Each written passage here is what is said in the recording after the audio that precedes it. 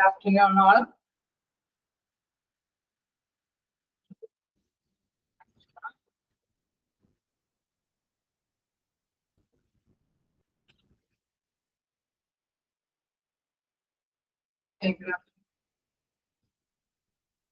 With the lights okay no.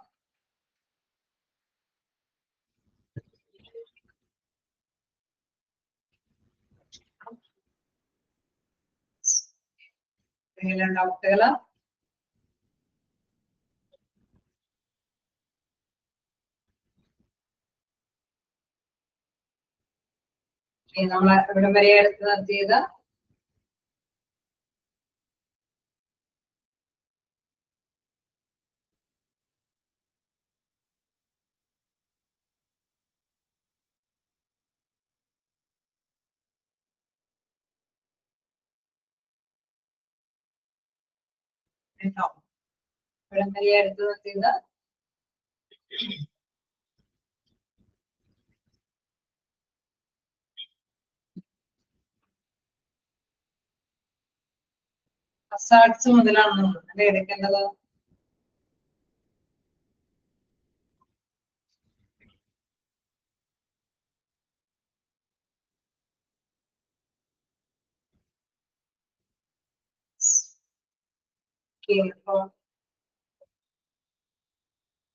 Administrative control വരെയാണ് കഴിഞ്ഞ ദിവസം നമ്മൾ ക്ലാസ് എടുക്കുന്നത്. ഓക്കെ,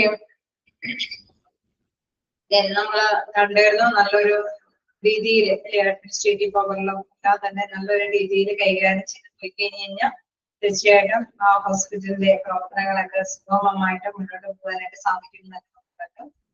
ഇനി ഈ അപകടങ്ങൾ അല്ലെ, ഹോസ്പിറ്റലിൽ സംഭവിക്കാവുന്ന അപകട സാധ്യതമായ കാര്യങ്ങളെ കുറിച്ചിട്ടാണ് നമുക്ക് ഡിസ്കസ് ചെയ്യാനുള്ളത്. അത് വ്യത്യസ്ത രീതിയിൽ തന്നെ കാറ്റഗറൈസ് ചെയ്തിട്ടാണ് ഇവിടെ വിവരിച്ചിരിക്കുന്നത്. അതായത് chemical hazards, biological hazards, prevention എന്നങ്ങനെ പ്രത്യേകമായിട്ട് തന്നെയാണ് എടുത്ത് പറഞ്ഞിരിക്കുന്നത്. സോ നമുക്ക് അത്തരം കാര്യങ്ങളിലേക്ക് പോകാം അല്ലെ. എന്തെങ്കിലും ഡൗട്ടുകളുണ്ടോ? വേറെ പ്രത്യേകിച്ചൊന്നുമില്ലല്ലോ. സ്റ്റാർട്ട് ചെയ്യാമോ? ഓക്കെ, അപ്പൊ നമ്മൾ കണ്ടു എന്താണ് ഹസാർഡ്സ്, അപകടങ്ങൾ. ഹോസ്പിറ്റലിൽ നമ്മളെ ഹസാർഡ്സിനെ കുറിച്ചിട്ടൊക്കെ നമുക്ക് അറിയാവുന്നതാണ്. വില്ലേജ് വേസ്റ്റ് പഠിക്കുമ്പോൾ ബയോകെമിക്കൽ ഒരുപാട് അല്ലെ നമ്മുടെ അഡ്മിനിസ്ട്രേറ്റീവ് ലെവലിൽ നമ്മൾ പഠിച്ചപ്പോഴൊക്കെ ആ ഒരു കോഴ്സിൽ അല്ലെ ഒരു ബേസിക് ആയിട്ടുള്ള കാര്യങ്ങളെ കുറിച്ചിട്ടൊക്കെ നമുക്ക് അറിയാവുന്ന കാര്യങ്ങളാണ്. അപ്പൊ ഹോസ്പിറ്റലിലെ ഈ അപകടങ്ങളെ ഇവിടെ കാറ്റഗറൈസ് ചെയ്തിട്ട് തന്നെയാണ് ഇവിടെ നിർവചിച്ചിരിക്കുന്നത്. നോക്കാം എന്താണ് കെമിക്കൽ ഹസാർഡ്സ്. അതായത് substance used in A laboratory, harmful chemical components in the form of solids, okay, solids, liquid, gases, mists, dust, fumes and vapors exert toxic effects by inhalation, breathing, absorption through direct contact with the skin or intestine, eating or drinking. Okay, അതായത് നമ്മള് പ്രധാനമായിട്ട് നമുക്കറിയാം പലതരത്തിലുള്ള അപകടം പിടിച്ച കാര്യങ്ങളെല്ലാം നമ്മുടെ ആ ഹോസ്പിറ്റലിൽ നമ്മൾ അഭിമുഖീകരിക്കേണ്ടി വരും അല്ലെ. പലതരത്തിൽ എന്ന് പറയുമ്പോൾ നമുക്കറിയാം എന്തെങ്കിലും ഡയഗ്നോസ്റ്റിക് പ്രൊസീജിയറിനോ അല്ലെങ്കിൽ ലബോറട്ടറികളിൽ രോഗനിർണയ കാര്യങ്ങൾക്കൊക്കെ വേണ്ടിയിട്ടൊക്കെ കെമിക്കൽ കണ്ടന്റ് കൂടുതലുള്ള കാര്യങ്ങളായിരിക്കും ഉപയോഗിക്കുന്നത്. സോ അതിൻ്റെതായിട്ടുള്ള സോളിഡ്സ്, ലിക്വിഡ്സ് അല്ലെ, ദ്രാവക രൂപത്തിലും ഖരപദാർത്ഥ രൂപത്തിലും വാതകത്തിന്റെ രൂപത്തിലും അല്ലെങ്കിൽ മിക്സ് അല്ലെ, നീരാവി പ്ലസ് നമുക്കറിയാം പൊടിപടലങ്ങൾ, ആ കെമിക്കൽ കണ്ടന്റുള്ള എന്താണ് ഗ്യാസസ്, ലിക്വിഡ്സ്, മിക്സ്, ഡസ്റ്റ് അങ്ങനെയുള്ള അല്ലെ, അത് നമുക്കറിയാം എന്താണ് അവിടെ രാസവസ്തുക്കളുടെ കണ്ടന്റും കൂടി അതിലുണ്ട്. നമ്മുടെ ശരീരം അതിനോട് അല്ലെ ആ ഒരു കെമിക്കലിനെ അഭിമുഖീകരിക്കേണ്ടതായിട്ട് പാടുള്ളതല്ല. കാരണം നമുക്കറിയാം രാസപദാർത്ഥങ്ങൾ ഹ്യൂമൻ ബോഡിക്ക് എന്തെങ്കിലും കേടുപാടുകളാണ് അല്ലെ, ഹെൽത്ത് ഇഷ്യൂസ് ആണ് ഉണ്ടാക്കാനായിട്ടുള്ള സാധ്യതകളുണ്ട് അല്ലെ.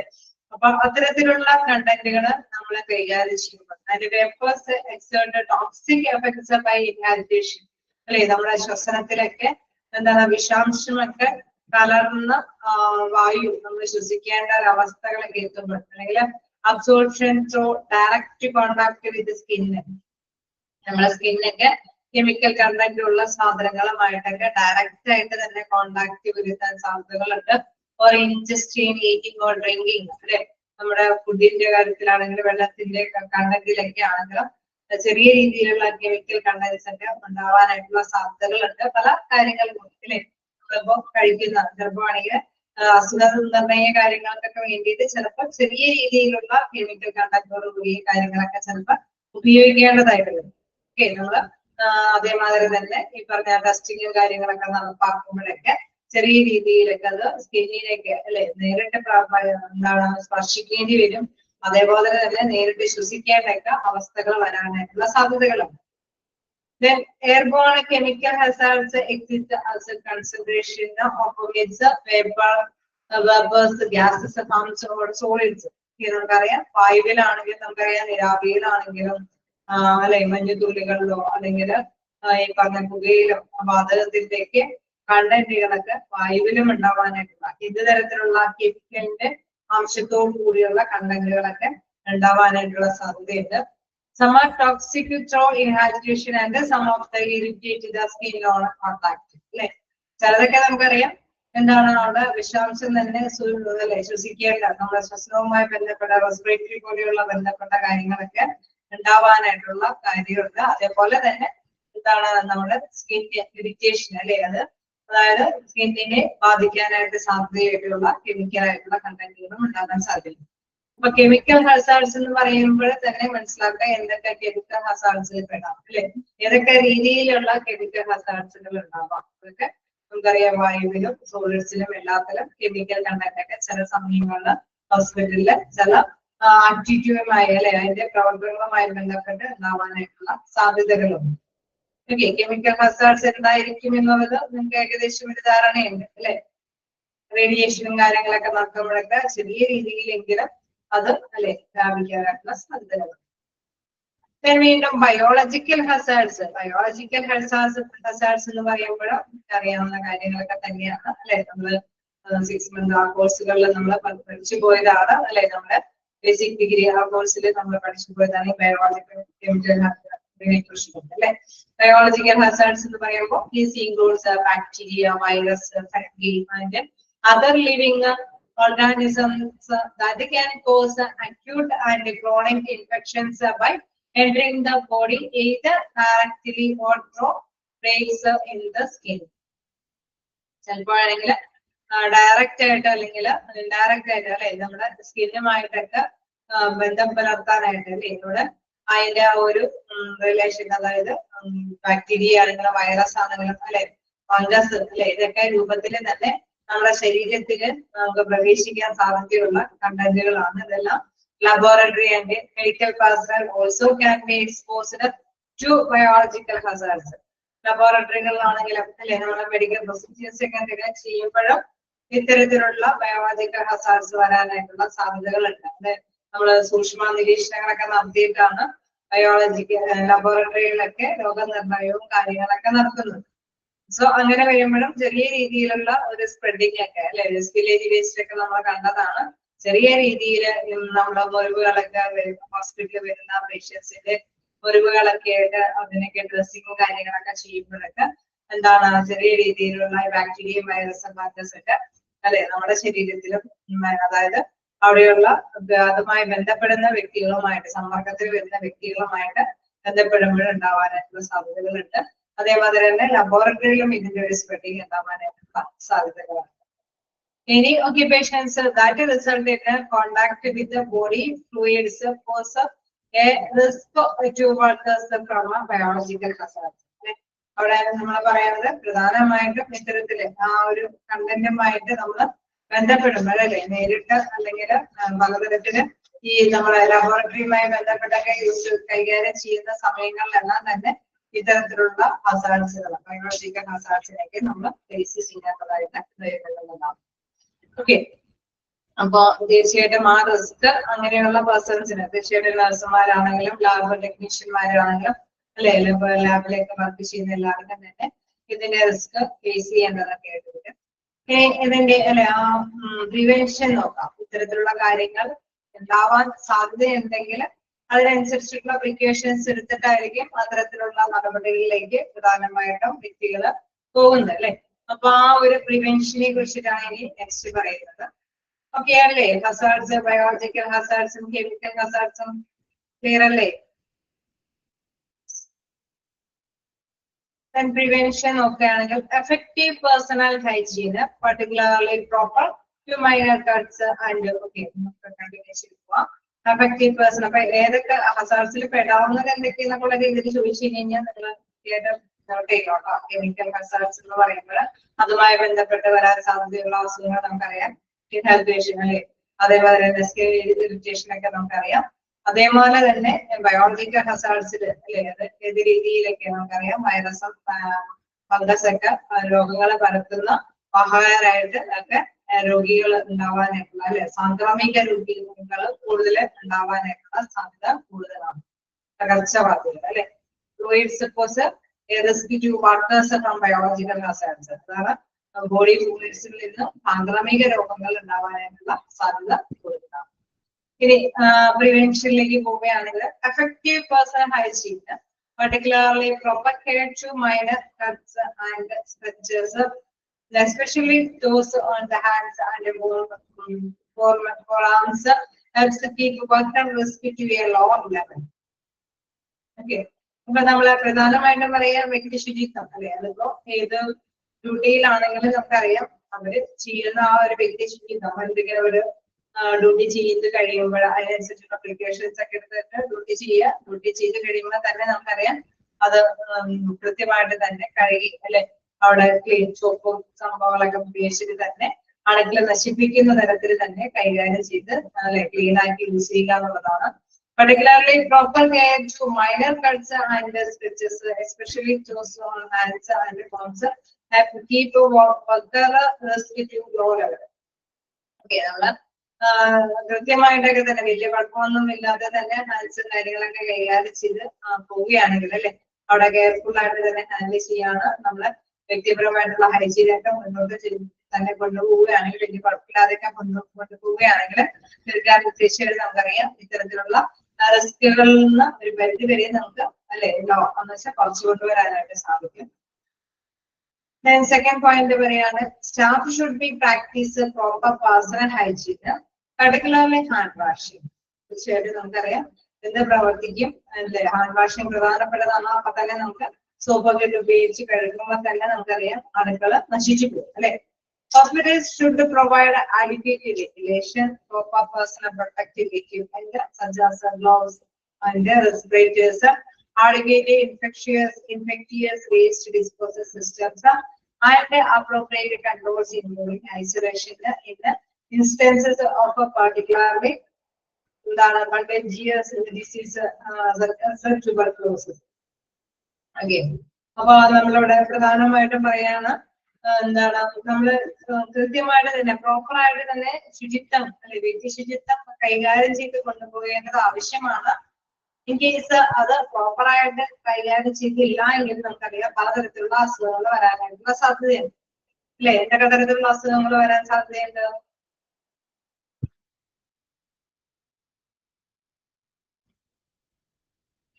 എങ്കിലൊക്കെ ഓർമ്മ വരുമോ? എന്തൊക്കെ അസുഖങ്ങൾ വരാൻ സാധ്യതയുണ്ട്? അത് പ്രോപ്പർ ആയിട്ടുള്ള ഹൈജീൻ പ്രോസസ്സിംഗ് നിർവഹിക്കാതിരുന്നു കഴിഞ്ഞാൽ ബാക്ടീരിയ അണുക്കളൊക്കെ നമ്മളിൽ പടർന്ന് പകരാനായിട്ടുള്ള സാധ്യതകളുണ്ട് അല്ലെ.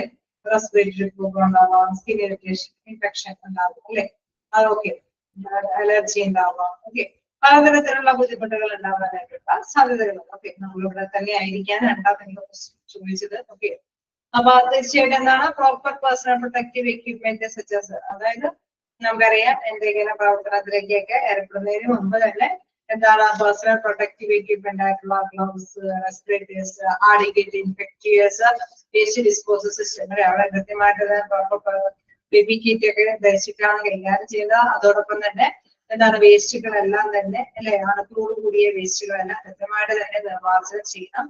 അതിന്റെ appropriate controls including isolation in instance of a particularly contagious disease as tuberculosis. Okay, നമുക്കറിയാം ക്ഷയം പോലുള്ള അസുഖങ്ങളൊക്കെ പറഞ്ഞാൽ പടർന്ന് പിടിക്കാനായിട്ടുള്ള സാധ്യതകളുണ്ട്. സോ അങ്ങനെയൊക്കെയുള്ള വ്യക്തികളൊക്കെ എന്താണ് കൃത്യമായിട്ട് തന്നെ ഐസൊലേറ്റ് എന്ന് പറയുമ്പോൾ നമുക്കറിയാവുന്നതാണ് അല്ലെ. വേർതിരിച്ച് നിർത്തേണ്ടതാണ്. കാരണം മറ്റുള്ളവർക്ക് പകരാതിരിക്കാനുള്ള ശ്രദ്ധ കേന്ദ്രീകരിക്കേണ്ടത്. അപ്പൊ പ്രിവെൻഷനിലെ 2 പോയിന്റാണ് നമ്മൾ ഡിസ്കസ് ചെയ്തത്. അതായത് പ്രധാനമായിട്ട് എഫക്റ്റീവ് പേഴ്സണൽ ഹൈജീൻ അല്ലെ, അവിടെ വ്യക്തി ശുചിത്വം വേണമെന്നുള്ളതാണ്. രണ്ടാമതായിട്ട് പറയുന്നത് മസ്റ്റായിട്ട് നമ്മൾ അല്ലെ വളരെ കൃത്യമായിട്ട് തന്നെ വെന്റിലേഷൻ സൗകര്യങ്ങളൊക്കെ കൈകാര്യം ചെയ്യണം. അതേമാതിരി തന്നെ പേഴ്സണൽ പ്രൊട്ടക്റ്റീവ് എക്യുപ്മെന്റ് ഒക്കെ ധരിക്കാനുള്ള കാര്യം അറേഞ്ച് ചെയ്യണം. അത് മാത്രമല്ല എന്താണ് അപ്രോപ്രിയേറ്റ് അല്ലെ ഗ്ലൗസും റെസ്പിറേറ്റേഴ്സും കാര്യങ്ങളൊക്കെ കൈകാര്യം ചെയ്തതിനു ശേഷം കൈകാര്യം ചില വ്യക്തികൾക്കെങ്കിലും എന്തെങ്കിലും അസുഖങ്ങളൊക്കെ ഉണ്ടെങ്കിൽ അവരെ ഐസൊലേറ്റ് ചെയ്ത് തന്നെ അല്ലെ അവരെ മാറ്റി പാർപ്പിച്ച് തന്നെ നമ്മൾ ട്രീറ്റ്മെന്റ് കാര്യങ്ങളൊക്കെ ലഭ്യമാക്കി കൊടുക്കേണ്ടതുണ്ട്. അല്ലെ ട്യൂബർക്കുലോസ് ക്ഷയം പോലെയുള്ള അസുഖങ്ങളൊക്കെ ആണെങ്കിൽ വളരാനായിട്ടുള്ള സാധ്യതകൾ ഉള്ളതുകൊണ്ട് തന്നെ വളരെ ശ്രദ്ധയോടുകൂടി തന്നെ കീപ്പ് ചെയ്യുന്നത് സെപ്പറേഷൻ കീപ്പ് ചെയ്യുന്നത് ആവശ്യമാണ്. ഓക്കെ അല്ലേ? ജസ്റ്റ് വായിച്ചു നോക്കാം.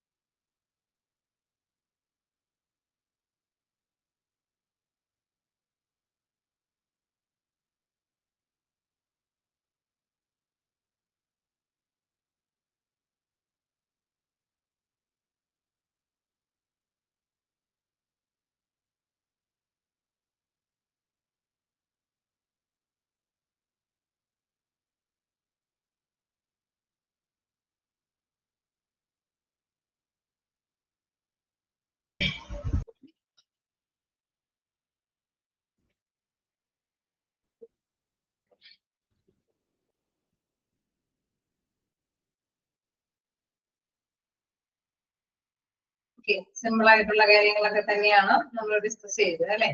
നമുക്ക് നെക്സ്റ്റ് നോക്കാനുള്ളത് എന്താണ് ഫിസിക്കൽ ഹസാർഡ്. ശാരീരികമായിട്ടുള്ള അപകടങ്ങളാണ് അടുത്തതായിട്ട് പറയുന്നത്. അപ്പൊ നമ്മൾ ജസ്റ്റ് കണ്ടത് എന്താണ് കെമിക്കൽ അവിടെ രാസപദാർത്ഥങ്ങൾ മൂലമുള്ള അപകടാവസ്ഥകളും ബയോളജിക്കൽ ജൈവ അപകട സാധ്യതകളെ കുറിച്ചിട്ടും കണ്ടോ. അതിന്റെയൊക്കെ പ്രിവെൻഷൻസുകൾ മനസ്സിലാക്കി അല്ലെ. പ്രിവെൻഷൻ എന്ന് പറഞ്ഞാൽ മുൻകരുതലുകൾ എടുക്കാം. നമ്മള് കെമിക്കലായിട്ട് എന്തെങ്കിലും വേസ്റ്റ് ക്ലീൻ ചെയ്യുമ്പോഴോ ലബോറട്ടറിയിൽ കൈകാര്യം ചെയ്യുമ്പോഴോ അങ്ങനെയൊക്കെയുള്ള കാര്യങ്ങളൊക്കെ ചെയ്യുമ്പോഴോ പേഴ്സണൽ പ്രൊട്ടക്റ്റീവ് എക്യുപ്മെന്റ് വെച്ചതിന് ശേഷം മാത്രമാണ് അത്തരത്തിലുള്ള ഡ്യൂട്ടികളൊക്കെ ചെയ്യാനായിട്ട് പാടുള്ളൂ. അതേപോലെ തന്നെ നമ്മൾ പ്രധാനപ്പെട്ട കാര്യമാണ് എപ്പോഴും കൃത്യമായിട്ട് തന്നെ ഹൈജീൻ അല്ലെ ചെയ്യേണ്ട സമയം ഓരോന്ന് ചെയ്യേണ്ട സമയത്തിനൊക്കെ ഹാൻഡ് വാഷ് കാര്യങ്ങളൊക്കെ കൃത്യമായിട്ട് ചെയ്യണം.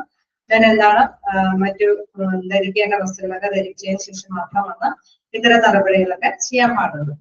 പിന്നെ ഫിസിക്കൽ ഹസാർഡ്സ് എന്ന് പറയുമ്പോൾ എന്താണ് it includes radiation, noise, vibration, illumination and temperature.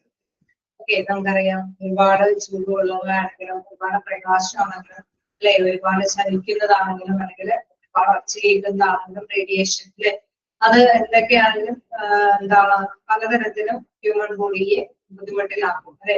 ഒരുപാട് ഒച്ച കേട്ടുകഴിഞ്ഞാൽ നമുക്ക് ഭയങ്കര സുഖമായിരിക്കും ഇല്ല അല്ലെ, നമ്മുടെ കേൾവിശക്തിയെ അത് ബാധിക്കും. ബാധിക്കില്ലേ?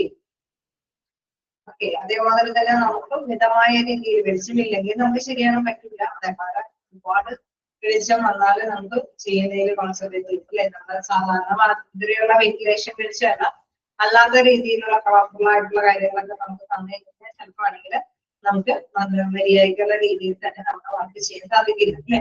കൂടാനായിട്ടാണെങ്കിലും പ്രശ്നവും പാടാണ്. ഒരുപാട് സൗണ്ടുകൾ, അതേപോലെ തന്നെ റേഡിയേഷൻ അല്ലെ അവിടെ റേഡിയേഷൻ എന്തെങ്കിലും റേഡിയേറ്റീവ് ആയിട്ടുള്ള കാര്യങ്ങളൊക്കെ ചെയ്യേണ്ടി വരുമ്പോഴും തീർച്ചയായിട്ടും എന്താണ് അതെല്ലാം തന്നെ അപകടകരമായ കാര്യങ്ങളാണ്. In occupations where there is exposure to ionizing radiation, time, distance and shielding are main tools in ensuring workers' safety. Okay, അപ്പൊ തീർച്ചയായിട്ടും ഇങ്ങനെയൊക്കെയുള്ള കാര്യങ്ങൾ അല്ലെ റേഡിയേഷൻ കാര്യങ്ങളൊക്കെ വരുമ്പോൾ നമുക്ക് വളരെ സിമ്പിൾ ആയിട്ട് തന്നെ ആ ഒരു അല്ലെ ആ ഒരു ഇതുമായിട്ട് നമുക്ക് പൊരുത്തപ്പെട്ടു പോകാനായിട്ട് ബുദ്ധിമുട്ടാണ് അല്ലെ. തീർച്ചയായിട്ടും നമ്മൾ എന്താണ് വളരെയധികം ശ്രദ്ധ കേന്ദ്രീകരിച്ചിട്ടാണ് ഇതുമായിട്ട് ഇത്തരത്തിലുള്ള സിറ്റുവേഷൻസിലൊക്കെ ഡീൽ ചെയ്യാൻ പാടുള്ളൂ അല്ലെ. അപ്പോ അതിൽ പ്രധാനമായിട്ടും പറയുന്ന ഒരു കാര്യം എന്താണ്, exposure to ionising radiation, time, distance and shielding are main tools in ensuring water supply അല്ലെ. അത്തരത്തിലുള്ള എന്തെങ്കിലും റേഡിയേഷൻ നടപടികളൊക്കെ കൊടുക്കുന്നതിന് മുമ്പ് അതിനനുസരിച്ചുള്ള പ്രിക്കോഷൻസ് അല്ലെ, അത്രയും ഡിസ്റ്റൻസ് കീപ്പ് ചെയ്തിട്ടാണ് അത്രയും പ്രവൃത്തി ചെയ്യാനായിട്ട് പാടുള്ളൂ. അതിനാൽ അതിനെ തടുക്കാനുള്ള എക്യുപ്മെന്റ്സുകളൊക്കെ ധരിച്ചതിന് ശേഷം മാത്രമാണ് അത്തരത്തിലുള്ള കാര്യങ്ങൾ ചെയ്യാനായിട്ട്. യെസ്, അവിടെ നമ്മൾ വായിച്ചു വരുന്നുണ്ട്. അവിടെ അതിനനുസരിച്ചുള്ള ലെഡാപ്രോ അല്ലെ നമ്മൾ നെക്സ്റ്റ് ഇതിലേക്ക് കൃത്യമായിട്ട് തന്നെ അവിടെ നിർദ്ദേശിക്കുന്നു. ഓക്കെ, അപ്പൊ അത്തരത്തിലുള്ള കാര്യങ്ങളെല്ലാം തന്നെ നമ്മൾ ചെയ്തതിനു ശേഷമാണ് കൈകാര്യം ചെയ്ത് പോകാനായിട്ട് പാടുള്ളൂ അല്ലെ.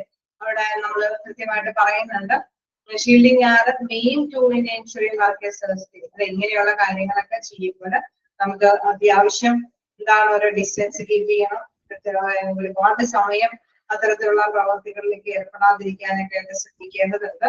ഷീൽഡിങ് അല്ലെ, ഷീൽഡ് കാര്യങ്ങളൊക്കെ നമ്മൾ കൃത്യമായിട്ട് തന്നെ ഉപയോഗിക്കണം. Danger from radiation increases with amount of time one is exposed to it. പിന്നെ കൂടുതൽ ഡേഞ്ചർ ആവാനായിട്ടുള്ള കാര്യങ്ങളായിട്ട് നമ്മൾ ആ ഒരു ടൈം അല്ലെ ഒരുപാട് സമയം ആ കാര്യത്തിലേക്ക് ഇൻവോൾവ് ആവുന്നത്. Shorter the time of exposure the smaller the radiation danger അല്ലെ. ചെറിയ ടൈമിനുള്ളിൽ കൈകാര്യം ചെയ്ത് പോയി കഴിഞ്ഞാൽ ഒരുപാട് റേഡിയേഷൻ കാര്യങ്ങളിലേക്ക് അല്ലെ അതുമായി ബന്ധപ്പെട്ട് വരുന്ന ബുദ്ധിമുട്ടുകൾ നമ്മൾ ഫേസ് ചെയ്യാനായിട്ട് പറ്റില്ല. സോ അത് കീപ്പ് ചെയ്യേണ്ടതുണ്ട്. നെക്സ്റ്റ് നോക്കുകയാണെങ്കിൽ പ്രിവെൻഷൻ. അപ്പൊ ഫിസിക്കൽ ഹസാർഡ്സ് എന്ന് പറയുമ്പോൾ നമുക്കറിയാം ശാരീരികമായിട്ട് നമുക്ക് അസ്വസ്ഥത ഉളവാക്കുന്നത് അല്ലെ ഒരുപാട് ഭക്ഷ്യാണെങ്കിലും ഒരുപാട് റേഡിയേഷൻ ഒക്കെ ആണെങ്കിൽ ശരീരത്തിലൊക്കെ പെടാൻ സാധ്യതയുള്ളതുകൊണ്ട് തന്നെ അതിനനുസരിച്ചിട്ടുള്ള ഒരു കീപ്പിംഗ് എപ്പോഴും നമ്മൾ കൈകാര്യം ചെയ്യേണ്ടത്. അപ്പൊ അതിന്റെ മുൻകരുതലുകളെ കുറിച്ചിട്ട് പറയുകയാണ് ഡിസ്റ്റൻസ്, ഷീൽഡിങ്, ബാഡ്ജസ്, അങ്ങനെ മൂന്നായിട്ട് തരംതിരിച്ചിട്ടാണ് നമ്മൾ കൃത്യമായിട്ട് തന്നെ പറയുന്നത്. അപ്പൊ ഡിസ്റ്റൻസ് എന്ന് പറയുമ്പോൾ എന്താണ്, also is a valuable tool in controlling exposure to both ionizing and non ionizing radiations അല്ലെ. ഇവിടെ റേഡിയേഷൻ എന്ന കാര്യം ചെയ്യുമ്പോൾ ഉണ്ടാവുന്ന ആ ഒരു അല്ലെ അതിന്റെ ആ ഒരു എക്സ്പോഷർ എന്ന് പറഞ്ഞു കഴിഞ്ഞാൽ ആ ഒരു വ്യാപനം അല്ലെ ഒരു പൊട്ടിത്തെറി അതിന്റെ ആ ഒരു പ്രോബ്ലംസിനെ നമുക്ക് കൺട്രോൾ ചെയ്യാനായിട്ട് സാധിക്കും അല്ലെ. അപ്പൊ ഡിസ്റ്റൻസ് കീപ്പ് ചെയ്തിട്ടാണ് കൈകാര്യം ചെയ്യുന്നത്. Radiation levels from some sources can be estimated by comparing the squares of the distance between the worker and the source. Okay, ഉറവിടത്തിൽ നിന്ന് നമ്മൾ വർക്കറും തമ്മിലുള്ള ഡിസ്റ്റൻസ് എന്ന് പറയുമ്പോൾ അല്ലെ അത് തീർച്ചയായിട്ടും എസ്റ്റിമേറ്റ് ചെയ്യുമ്പോഴും അത്യാവശ്യം ഒരു ഡിസ്റ്റൻസ് കീപ്പ് ചെയ്തിട്ടാണെങ്കിൽ വലിയ പ്രശ്നം ഉണ്ടാവില്ല. For example, at a reference point of 10 feet from a source, the radiation is 1/100 of the intensity of 1 foot from the source. Okay, അപ്പൊ അവിടെ നമ്മൾ എപ്പോഴും ഒരു ഡിസ്റ്റൻസ് കീപ്പ് ചെയ്യുന്ന പറഞ്ഞാൽ ഒരു മടങ്ങ് അല്ലെ അവിടെ അത്രയും ഒരു ഗ്യാപ്പ് നമുക്ക് അത്രയും അതായത് നമ്മൾ ഇത്രയും ടൈം അനുസരിച്ച് ഫീറ്റ് അനുസരിച്ചിട്ട് 10 feet ഫ്രം സോഴ്സ് ആ ഉറവിടത്തിൽ നിന്ന് അത്രയും ഫീറ്റ് അനുസരിച്ച് അത്രയും വണ്ടി നമ്മൾ കൈകാര്യം ഒരു മാറ്റി സ്ഥാപിച്ചിട്ടാണ് കൈകാര്യം ചെയ്യുന്നതെങ്കിൽ അതായത് അത്രയും വേണ്ടി ഗ്യാപ്പ് ഇട്ടിട്ടാണ് കൈകാര്യം ചെയ്യുന്നതെങ്കിൽ അല്ലെ അവിടെ തീർച്ചയായിട്ടും എന്താണ് ആ ഒരു 1 foot ഫ്രം ദ സോഴ്സ് അല്ലെ അവിടെ ഇന്റൻസിറ്റി എന്ന് പറയുന്നത് 1/100 അല്ലെ അത്രയും പ്രൊപ്പോർഷനേറ്റ് ആയിട്ട് നമുക്ക് ബുദ്ധിമുട്ട് അനുഭവപ്പെടുന്നു അല്ലെ. ഒരു ചെറിയ ഭാഗം മാത്രമാണ് നമുക്ക് അതിന്റെ ആ റിസ്ക് ഫീൽ ചെയ്യുന്നത്. കാരണം അത്രയും ഡിസ്റ്റൻസിലാണ് ഒരു റിസ്ക് നമുക്ക് ഫീൽ ചെയ്യേണ്ടതായിട്ട്. Then shielding also the great way to protect against radiation. The greater the protective mass between a radioactive source and the worker, the lower the radiation exposure. Lead approach, lead approach are provided to the X-ray technicians for safety. X-ray technicians തീർച്ചയായിട്ടും നമുക്കറിയാം lead approach അല്ലെ ലെഡിനോട് കൂടിയ വസ്ത്രമൊക്കെ ധരിക്കുകയാണ് അല്ലെ അതിന്റെ അനുസരിച്ചുള്ള applications ഉള്ള approach ഒക്കെയാണ് keep ചെയ്യുന്നതെങ്കിൽ തീർച്ചയായിട്ടും അതും രോഗിയുമായി അല്ലെ രോഗിക്ക് കൊടുക്കുന്ന ഈ ഒരു ചികിത്സാ രീതിയുമായി ബന്ധപ്പെട്ടുള്ള ആ ഒരു ബുദ്ധിമുട്ട് ഒഴിവാക്കിയെടുക്കാനായിട്ട് സാധിക്കും. റേഡിയോ ആക്റ്റീവ് ആക്റ്റീവിലാണെങ്കിൽ നമ്മൾ കണ്ട് ആ ഒരു ആക്ടിവിറ്റി ചെയ്യുമ്പോൾ എത്ര ഡിസ്റ്റൻസ് കീപ്പ് ചെയ്യണം, അതോടൊപ്പം തന്നെ പ്രോപ്പർ ആയിട്ടുള്ള പ്രൊട്ടക്റ്റീവ് എഗെയിൻസ്റ്റ് റേഡിയേഷനെ പ്രൊട്ടക്ട് ചെയ്യാൻ പറ്റുന്ന തരത്തിലുള്ള സോഴ്സ് അല്ലെ ആ ഒരു സംഭവങ്ങളൊക്കെ പ്രധാനമായിട്ടുള്ള പേഴ്സണൽ എക്യുപ്മെന്റ്സ് ഒക്കെ ധരിക്കണം. അതേപോലെ തന്നെ നമ്മൾ പ്രധാനമായിട്ട് എടുത്തു പറയുന്നതാണ് ലെഡ് അപ്രോൺസ് അല്ലെ. അപ്പൊ അത്തരത്തിലുള്ള ഇതുമായി ബന്ധപ്പെട്ടിട്ടുള്ള ജോലികൾ ചെയ്യുകയാണെങ്കിൽ, പ്രത്യേകിച്ച് എക്സ്റേ ടെക്നീഷ്യൻസ് ഒക്കെ ആണെങ്കിൽ തീർച്ചയായിട്ടും അവർ ഇത്തരത്തിലുള്ള ആ ഒരു അപ്രോൺസ് ധരിക്കുമ്പോൾ ആ ഒരു പ്രൊട്ടക്ഷൻ അല്ലെ അവരുടെ ഹെൽത്തുമായി ബന്ധപ്പെടുന്ന സുരക്ഷ അവർക്ക് കൈകാര്യം ചെയ്തെടുക്കാൻ സാധിക്കും. അതേമാതിരി തന്നെ ബാഡ്ജസ് ഫോർ ടെക്നീഷ്യൻസ് അല്ലെ, ബാഡ്ജുകളും ഒരു തരത്തില് നമുക്കറിയാം ഗുണകരമായ റേഡിയേഷൻ സേഫ്റ്റി ബാഡ്ജസ് ആണ് provided to the X-ray technicians for monitoring of radiation. Okay, റേഡിയേഷനുമായി ബന്ധപ്പെട്ട ഡ്യൂട്ടി കൈകാര്യം ചെയ്യുന്നവര് തീർച്ചയായിട്ടും ബാഡ്ജസ് ഒക്കെ ഉപയോഗിക്കുമ്പോൾ അതനുസരിച്ചിട്ടുള്ള പ്രിക്കോഷൻസ് ബാഡ്ജസ് അവിടെ പറയുന്നത് ഈ ഫീൽഡിലാണ് വർക്ക് ചെയ്യുന്നത് അല്ലെ. അപ്പോ കൃത്യമായിട്ട് തന്നെ നമുക്ക് അതിന്റെ അനുസരിച്ചിട്ടുള്ള പ്രിക്കോഷൻസ് എടുത്തിട്ടാണ് കൈകാര്യം ചെയ്യുന്നെങ്കിൽ അതിന്റെ ഹസാർഡ്സുകൾ അനുഭവപ്പെടേണ്ടതായിട്ടുള്ള ആവശ്യകത ഉണ്ടാവും. ഓക്കെ, ക്ലിയർ അല്ലേ? പ്രിക്കോഷൻസ് എടുക്കണം അല്ലെ. പ്രിക്കോഷൻസ് മസ്റ്റ് ആയിട്ട് കീപ്പ് ചെയ്തിട്ടായിരിക്കണം ഹോസ്പിറ്റലിൽ എല്ലാവരും കൂടി. നമുക്കറിയാം ഓരോ വർക്കറിന്റെയും ഹെൽപ്പ് കൊണ്ടാണ് നമ്മൾ നമ്മുടേതായിട്ടുള്ള കാര്യങ്ങൾ കൈകാര്യം ചെയ്യുന്നത് അല്ലെ. അപ്പൊ അവിടെ തീർച്ചയായിട്ടും ഈ പ്രിക്കോഷൻസ് എടുത്തിട്ടാണ് അവരവരുടെ ഡ്യൂട്ടികൾ നിർവഹിക്കുന്നത്. കാരണം അവരുടെ ഹെൽത്തും പ്രധാനപ്പെട്ടതാണ്. നമ്മുടെ ആരോഗ്യത്തിന് ആവശ്യമായിട്ടുള്ള സേവനങ്ങൾ അവിടെ ലഭ്യമാക്കേണ്ടത് നമുക്കും ആവശ്യമാണ്. സോ അതുകൊണ്ട് തന്നെയാണ് നമ്മൾ എല്ലാവരും എല്ലായ്പ്പോഴും എല്ലാവരും പറയുക എല്ലാവരെയും ഈക്വൽ എല്ലാ ഡ്യൂട്ടി ചെയ്യുന്നവരെ നമ്മൾ ഈക്വൽ റെസ്പെക്ടോട് കൂടിയിട്ട് കൈകാര്യം ചെയ്യണം അല്ലെ. നല്ല ബഹുമാനത്തോട് കൂടിയിട്ടായിരിക്കണം കൈകാര്യം ചെയ്യണം. കാരണം നമുക്കറിയാം ഒരു തരത്തിലല്ലെങ്കിൽ മറ്റൊരു വിധത്തില് എല്ലാ പ്രൊഫഷണൽസും നമ്മൾക്ക് യൂസ്ഫുൾ ആണ് അല്ലെ. നമ്മളുടെ നല്ല സാന്നിധ്യം മറ്റുള്ളവർക്ക് ഹെൽപ്ഫുൾ ആണെങ്കിൽ അവരുടെ നല്ല യൂസ് ചെയ്യല്ലേ അവരുടെ ഡ്യൂട്ടിയും നമുക്ക് ഹെൽപ്ഫുൾ ആണ്. സോ അതിനനുസരിച്ചുള്ള പ്രിക്കോഷൻസ് എടുത്തിട്ട് കൈകാര്യം ചെയ്യുമ്പോൾ അതിനനുസരിച്ചിട്ടുള്ള അല്ലെ ബുദ്ധിമുട്ട് ഹസാർഡ്സിൽ നിന്നും അപകടത്തിൽ നിന്നും പറയാനായിട്ട് സാധിക്കും. നമ്മൾ മനസ്സിലാക്കി വെക്കുക അല്ലെ. പ്രിവെൻഷൻ എന്ന് പറയുമ്പോൾ മുൻകരുതൽ എന്ന് പറയുമ്പോൾ 3 രീതിയിലാണ് പ്രിക്കോഷൻസ് എടുക്കുന്നത്. ഒന്ന് അകലം കീപ്പ് ചെയ്ത്, മറ്റൊന്ന് അല്ലെ അവിടെ അവിടെ കൃത്യമായിട്ടുള്ള വസ്ത്രങ്ങൾ ധരിച്ചിട്ട് അല്ലെ ആ എക്യുപ്മെന്റ് പ്രൊട്ടക്റ്റീവ് മാസ് ആയിട്ടുള്ള രീതിയിൽ തന്നെയുള്ള എക്യുപ്മെന്റ്സ് കാര്യങ്ങളൊക്കെ ധരിക്കുന്നു. ബാഡ്ജസ് ഒക്കെ കൈകാര്യം ചെയ്തതിനു ശേഷമാണ് അവർ ഇത്തരത്തിലുള്ള നടപടികളൊക്കെ കൈകാര്യം ചെയ്യുന്നത്. അപ്പൊ ഹസാർഡ്സിന്റെ 3 കാര്യങ്ങൾ കഴിഞ്ഞ് നമ്മൾ കെമിക്കൽ ഹസാർഡ്സ് കണ്ടു, ബയോളജിക്കൽ ഹസാർഡ്സ്, അതിന്റെ പ്രിവെൻഷൻസ് കണ്ടു, ഫിസിക്കൽ ഹസാർഡ്സ് നമ്മുടെ ശാരീരികമായിട്ടുള്ള അപകടാവസ്ഥയെ നമ്മൾ എങ്ങനെ കൈകാര്യം ചെയ്യുന്നത് കണ്ടു, പ്രിവെൻഷൻസ് കണ്ടു. ഓക്കെ, ജസ്റ്റ് ആ ഒരു പേരുകള് നേരത്തെ പറഞ്ഞ മാതിരി പ്രിക്കോഷൻസ് എടുക്കാൻ പറ്റുന്ന കാര്യങ്ങൾ അല്ലെ. ഏത് തരത്തിലുള്ള ഡ്രസ്സുകളാണ് ധരിക്കേണ്ടത്, ബ്ലഡ് അപ്രോൺസ് ഒക്കെ ചെയ്ത് പോവാം.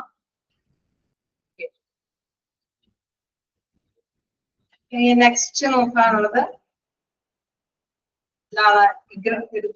എർഗണോമിക് അല്ലെ. എന്താണ് പറയുന്നത്? Ergonomic hazards. എന്താണ് എർഗണോമിക് ഹസാർഡ്സ് എന്ന് പറയുന്നത്? നമ്മളിപ്പോ പറഞ്ഞു അല്ലെ, നമുക്ക് ഫീൽ ചെയ്യുന്നത് ഒരുപാട് വെളിച്ചം, നമ്മളത് ഒരുപാട് ശബ്ദം അല്ലെ, നമ്മുടെ സെൻസ് ഓഫ് ഓർഗൻസിനെയൊക്കെ നമ്മളെ അഫക്ട് ചെയ്യുന്ന കാര്യങ്ങളൊക്കെ ബുദ്ധിമുട്ടാണ്. നമ്മൾ അതിനനുസരിച്ചുള്ള പ്രിക്കോഷൻസ് സ്കിന്നിനെ പ്രിവെന്റ് ചെയ്യാനായിട്ട് നമ്മുടെ അതേമാതിരി തന്നെ നമ്മുടെ കണ്ണുകൾക്കും ചെവികൾക്കും അല്ലെ അതിനനുസരിച്ചുള്ള പ്രിക്കോഷൻസ് ഒക്കെ ഇതേമാതിരി തന്നെ ഉള്ള കാര്യം തന്നെയാണ് എർഗണോമിക് ഹസാർഡ്സ് എന്ന് പറയുന്നത്. എർഗണോമിക് ഹസാർഡ്സ് എന്ന് പറയുമ്പോൾ പല കാര്യങ്ങളും ഒരേപോലെ ചെയ്തുകൊണ്ടിരിക്കും നമ്മുടെ പൊടിക്ക് അനുഭവപ്പെടുന്നത് അല്ലെ. ഇപ്പോൾ എപ്പോഴും ലിഫ്റ്റ് ചെയ്ത് പൊക്കുന്നു, അതേമാതിരി തന്നെ താഴ്ത്തുന്നു, അല്ലെങ്കിൽ അല്ലെ എപ്പോഴും എണീറ്റ് നിൽക്കുന്നു. അങ്ങനെ നമ്മുടെ ശരീരവുമായി ബന്ധപ്പെട്ട എന്ത് ഡ്യൂട്ടി കണ്ടിന്യൂസ് നമ്മൾ ചെയ്യുന്നു അത് നമ്മുടെ ശരീരത്തിന് ബുദ്ധിമുട്ടുകളൊക്കെ അല്ലെ. Lifting, holding, pushing, walking and reaching അല്ലെ. അവിടെ എപ്പോഴും നമ്മൾ ഇങ്ങനെ ചെയ്തുകൊണ്ടിരിക്കുന്ന പ്രവർത്തി അത് തീർച്ചയായിട്ടും നമുക്ക് 1 പ്രാവശ്യം 2 പ്രാവശ്യം 3 പ്രാവശ്യം ഒക്കെ ചെയ്യുമ്പോൾ വലിയ പ്രശ്നമൊന്നും ഉണ്ടാവില്ല. പക്ഷെ ഡെയിലി ഡ്യൂട്ടിയുടെ ഭാഗമായിട്ട് ഏത് സമയവും നമ്മൾ ഒരേപോലെ ചലിപ്പിച്ചുകൊണ്ടിരിക്കുമ്പോൾ തീർച്ചയായിട്ടും നമുക്കത് ബുദ്ധിമുട്ട് അനുഭവപ്പെടുന്ന കാര്യം തന്നെയാണ്. അപ്പൊ ലിഫ്റ്റിംഗ്, ഹോൾഡിംഗ്, പുഷിംഗ് എന്നൊക്കെ പറയുന്നത് നമുക്കറിയാവുന്ന കാര്യങ്ങളൊക്കെ തന്നെയാണ്. നടത്തുവാണെങ്കിലും പുഷ് ചെയ്യുക, നൽകുകയാണെങ്കിലും ഹോൾഡ് തന്നെ വഹിക്കുക, അല്ലെ ലിഫ്റ്റ് നമ്മളെ പൊക്കുക അല്ലെ ഇത്തരത്തിലുള്ള കാര്യങ്ങളൊക്കെ ചെയ്യുന്നത്. Any of those conditions can cause ergonomic hazards such as excessive vibration and noise, high strain, repetitive motion, and heavy lifting problems. Improperly designed tools or work areas also can be ergonomic hazards. അപ്പൊ ഇത്തരത്തിലുള്ള ഹസാർഡ്സിന്റെ examples ഒന്ന് ചോദിച്ചു കഴിയുമ്പോൾ മനസ്സിലാക്കി എഴുതുക. ഇത്തരത്തിലുള്ള കാര്യങ്ങളൊക്കെ ചെയ്യുമ്പോൾ നമ്മുടെ ശരീരത്തിൽ ഉണ്ടാവുന്ന അപകടാവസ്ഥകളാണ് ഈ എർഗണോമിക് ഹസാർഡ്സിൽ വരുന്നത്. അപ്പൊ ഇങ്ങനെ വരുമ്പോൾ തീർച്ചയായിട്ടും നമുക്കറിയാം നമുക്ക് ഒരുപാട് സ്ട്രെയിൻ അല്ലെ ചിലപ്പോൾ വേണമെങ്കിൽ നോയ്സ് അല്ലെങ്കിൽ ഐ സ്ട്രെയിൻ ഒക്കെ കുറച്ച് കൂടുതൽ അല്ലെ നമ്മളെപ്പോഴും മുകളിലേക്ക് ഉയർത്തുന്നത് നമ്മൾ താളല്ലേ കണ്ണാണെങ്കിലും ചലിപ്പിക്കണം കൈയാണെങ്കിലും ചലിപ്പിക്കണം അല്ലെ. അപ്പൊ ആ ചലനശേഷി അവിടെ ഫീൽ ചെയ്യുന്നുണ്ട്. അതേപോലെ തന്നെ നമ്മൾ സ്ട്രെയിൻ ചെയ്യുന്നുണ്ട് അല്ലെ നമ്മുടെ കണ്ണുകൾക്കൊക്കെ സ്ട്രെയിൻ കൊടുത്തിട്ടാണ് നമ്മളതൊക്കെ ചെയ്യുന്നത്. സോ എന്താണ് നമ്മൾ ശ്വാസം എടുക്കുകയും ശ്വാസം വിടുകയൊക്കെ ചെയ്യുമ്പോഴും അവിടെ എന്താണ് നോസിനും അവിടെ സ്ട്രെയിൻ കൊടുക്കുന്നുണ്ട്. Repetitive motion and heavy lifting problems നമുക്കറിയാം ഭാരമുള്ള സാധനമൊക്കെ പൊക്കുകയും വിളിക്കുകയൊക്കെ ചെയ്യുമ്പോഴെങ്കിലും എന്തെങ്കിലും കാര്യം റിപ്പീറ്റീവ് രീതിയിൽ നമ്മൾ ചലിപ്പിക്കുമ്പോഴൊക്കെ തീർച്ചയായിട്ടും നമുക്കറിയാം മദ്യത്തായ അനുഭവപ്പെടുന്നുണ്ട്. Improperly designed tools or work areas also can be ergonomic hazards. Ergonomic hazards മറ്റൊരു ഉദാഹരണം കൂടി ഉണ്ട്. അതായത് അല്ലെ നല്ല കൃത്യമായിട്ടുള്ള രീതിയിൽ എന്തെങ്കിലും രൂപകൽപ്പന ചെയ്യാത്ത ടൂളുകളോ അല്ലെങ്കിൽ വർക്ക് ഏരിയാസ് ഒക്കെ ആണെങ്കിൽ അവിടെ നമുക്ക് ബുദ്ധിമുട്ടാകാം. നമ്മള് അനായാസേന നമുക്ക് ചെയ്യാൻ പറ്റുന്ന കാര്യങ്ങൾക്ക് നമ്മൾ ഇച്ചിരി കൂടി റിസ്ക് എടുത്തിട്ടാണ് നമുക്ക് ഡ്യൂട്ടി അല്ലെ ചെയ്യാൻ പറ്റും. തീർച്ചയായിട്ടും നമുക്കറിയാം വെള്ളം സാധാരണ രീതിയിൽ ജസ്റ്റ് ഒന്ന് സ്വിച്ച് ചെയ്താൽ നമുക്ക് കൈ എഴുതാമെങ്കിൽ ചിലപ്പോൾ നമ്മൾ ഫോഴ്സ് ചെയ്ത് ഒരുപാട് സ്ട്രെസ് ചെയ്തിട്ടായിട്ട് നമ്മൾ അതിൽ നിന്ന് വെള്ളം എടുക്കണമെങ്കിൽ തീർച്ചയായിട്ടും എന്താണ് അത് കറക്റ്റ് ആയിട്ട് ഡിസൈൻ ചെയ്യാത്തത് കൊണ്ടാണ് നമുക്ക് അതിന്റെ പ്രശ്നം വരുന്നത് അല്ലെ. അപ്പോഴും നമ്മൾ ശാരീരികമായിട്ട് അപകടത്തിന് ഫേസ് ചെയ്യുന്നുണ്ട്. അതുകൊണ്ടാണ് പറയുന്നത് improperly design tools or work areas also can be എന്താണ് എർഗണോമിക് ഹസാർഡ്സ്. അതിനെ നമ്മൾ ഏത് ഹസാർഡ്സിനെ പെടുത്തുന്നത് കെമിക്കൽ ഹസാർഡ്സോ ബയോളജിക്കൽ ഹസാർഡ്സോ ഒന്നല്ല അല്ലെ ശാരീരികമായിട്ടുള്ള ഇത്തരത്തിലുള്ള എർഗണോമിക് ഹസാർഡ്സിലാണ് ഉൾപ്പെടുത്തുന്നത്. ഓക്കെ അപ്പൊ മനസ്സിലാക്കി വെക്കുക. എർഗണോമിക് ഹസാർഡ്സ് എന്ന് പറയുന്നത് ഒരു പ്രവൃത്തി നമ്മൾ കണ്ടിന്യൂസ് ആയിട്ട് ചെയ്യുമ്പോഴുണ്ടാവുന്ന ബുദ്ധിമുട്ടുകൾ അല്ലെ. അതുപോലെ തന്നെ ടൂൾസുകളെല്ലാം കൃത്യമായിട്ട് പ്രോപ്പർ ആയിട്ട് ഡിസൈൻ ചെയ്തിട്ടില്ല എങ്കിൽ ഉണ്ടാകാവുന്ന ബുദ്ധിമുട്ടുകൾ അല്ലെ. ഇത്തരത്തിലുള്ള ബുദ്ധിമുട്ടുകളൊക്കെ ഏത് ഹസാർഡ്സിലാണ് പറയുന്നത്? എർഗണോമിക് ഹസാർഡ്സിലാണ് പറയുന്നത്. ഓരോ പുതിയ പദം കേൾക്കുമ്പോഴും മനസ്സിലാക്കി പോവുക. എന്തൊക്കെയാണ് അതിലെ പഠനയിലുള്ള കാര്യം നോക്കാം. ആർക്കെങ്കിലും വായിച്ചു നോക്കാൻ അവകാശം വേണമെങ്കിൽ വേഗം വേഗം വായിച്ചു നോക്കേണ്ട. എന്തെങ്കിലും ഡൗട്ട് ഉണ്ടെങ്കിൽ ചോദിച്ചു പോവാം.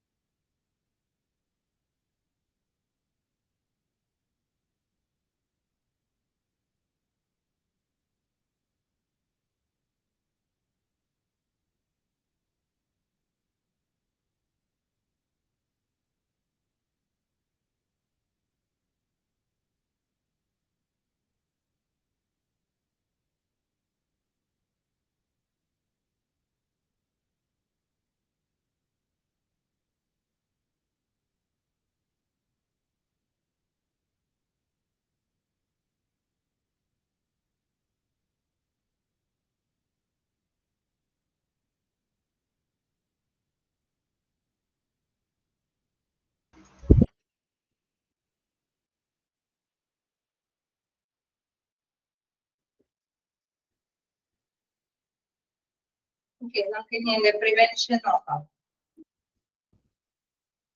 ഓക്കെ പ്രിവെൻഷൻ എന്ന് പറയുമ്പോൾ example designing or redesigning work stations, lighting, tool and equipment.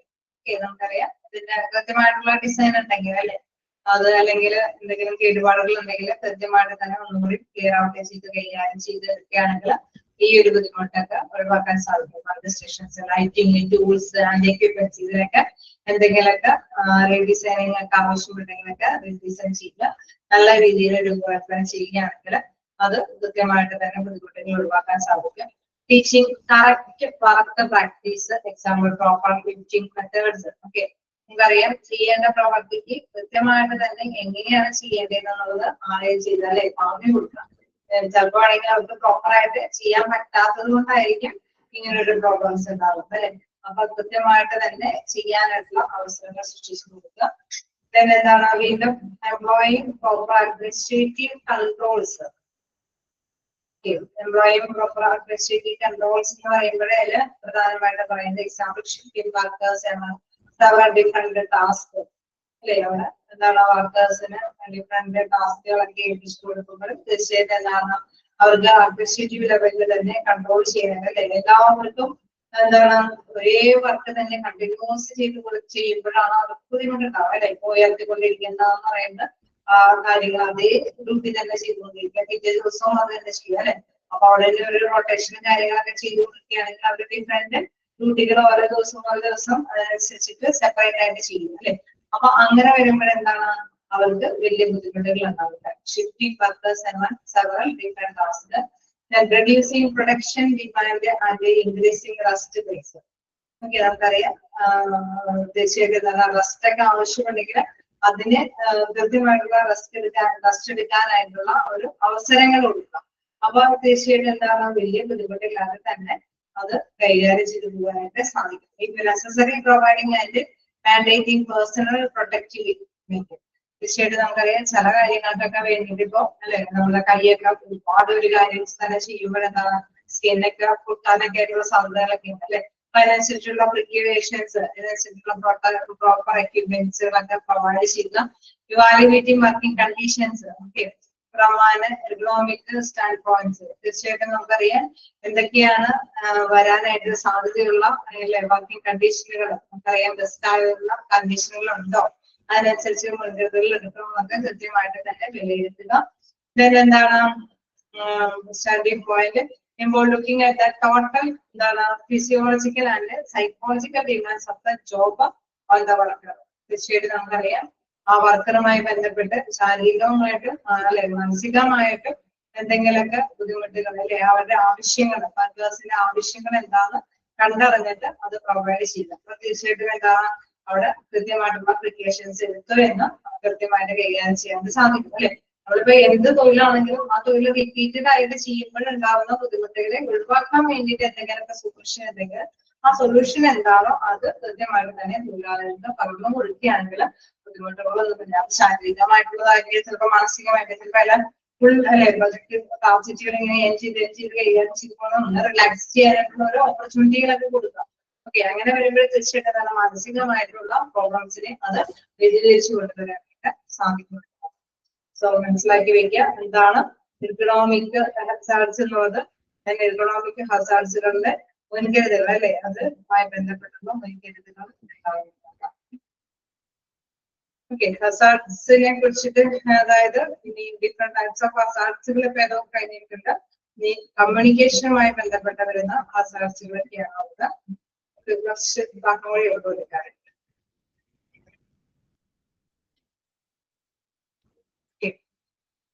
First വായിച്ചു നോക്കാം. ഹസാർഡ്സുകൾ എന്തൊക്കെയാണെന്നുള്ളത് മസ്റ്റ് ആയിട്ട് തന്നെ നോട്ട് ചെയ്യാം. അതിന്റെ പ്രിക്കോഷൻസിൽ എന്തൊക്കെയാണ് പെടുന്നത് എന്നുള്ള കാര്യം നോക്കുക. വായിച്ചു പോകാം. ശ്രമിക്കാതെ തന്നെ വായിച്ചു നോക്കുക. എന്തെങ്കിലും ഡോക്ടറുടെ ചോദിച്ചു പോവാം.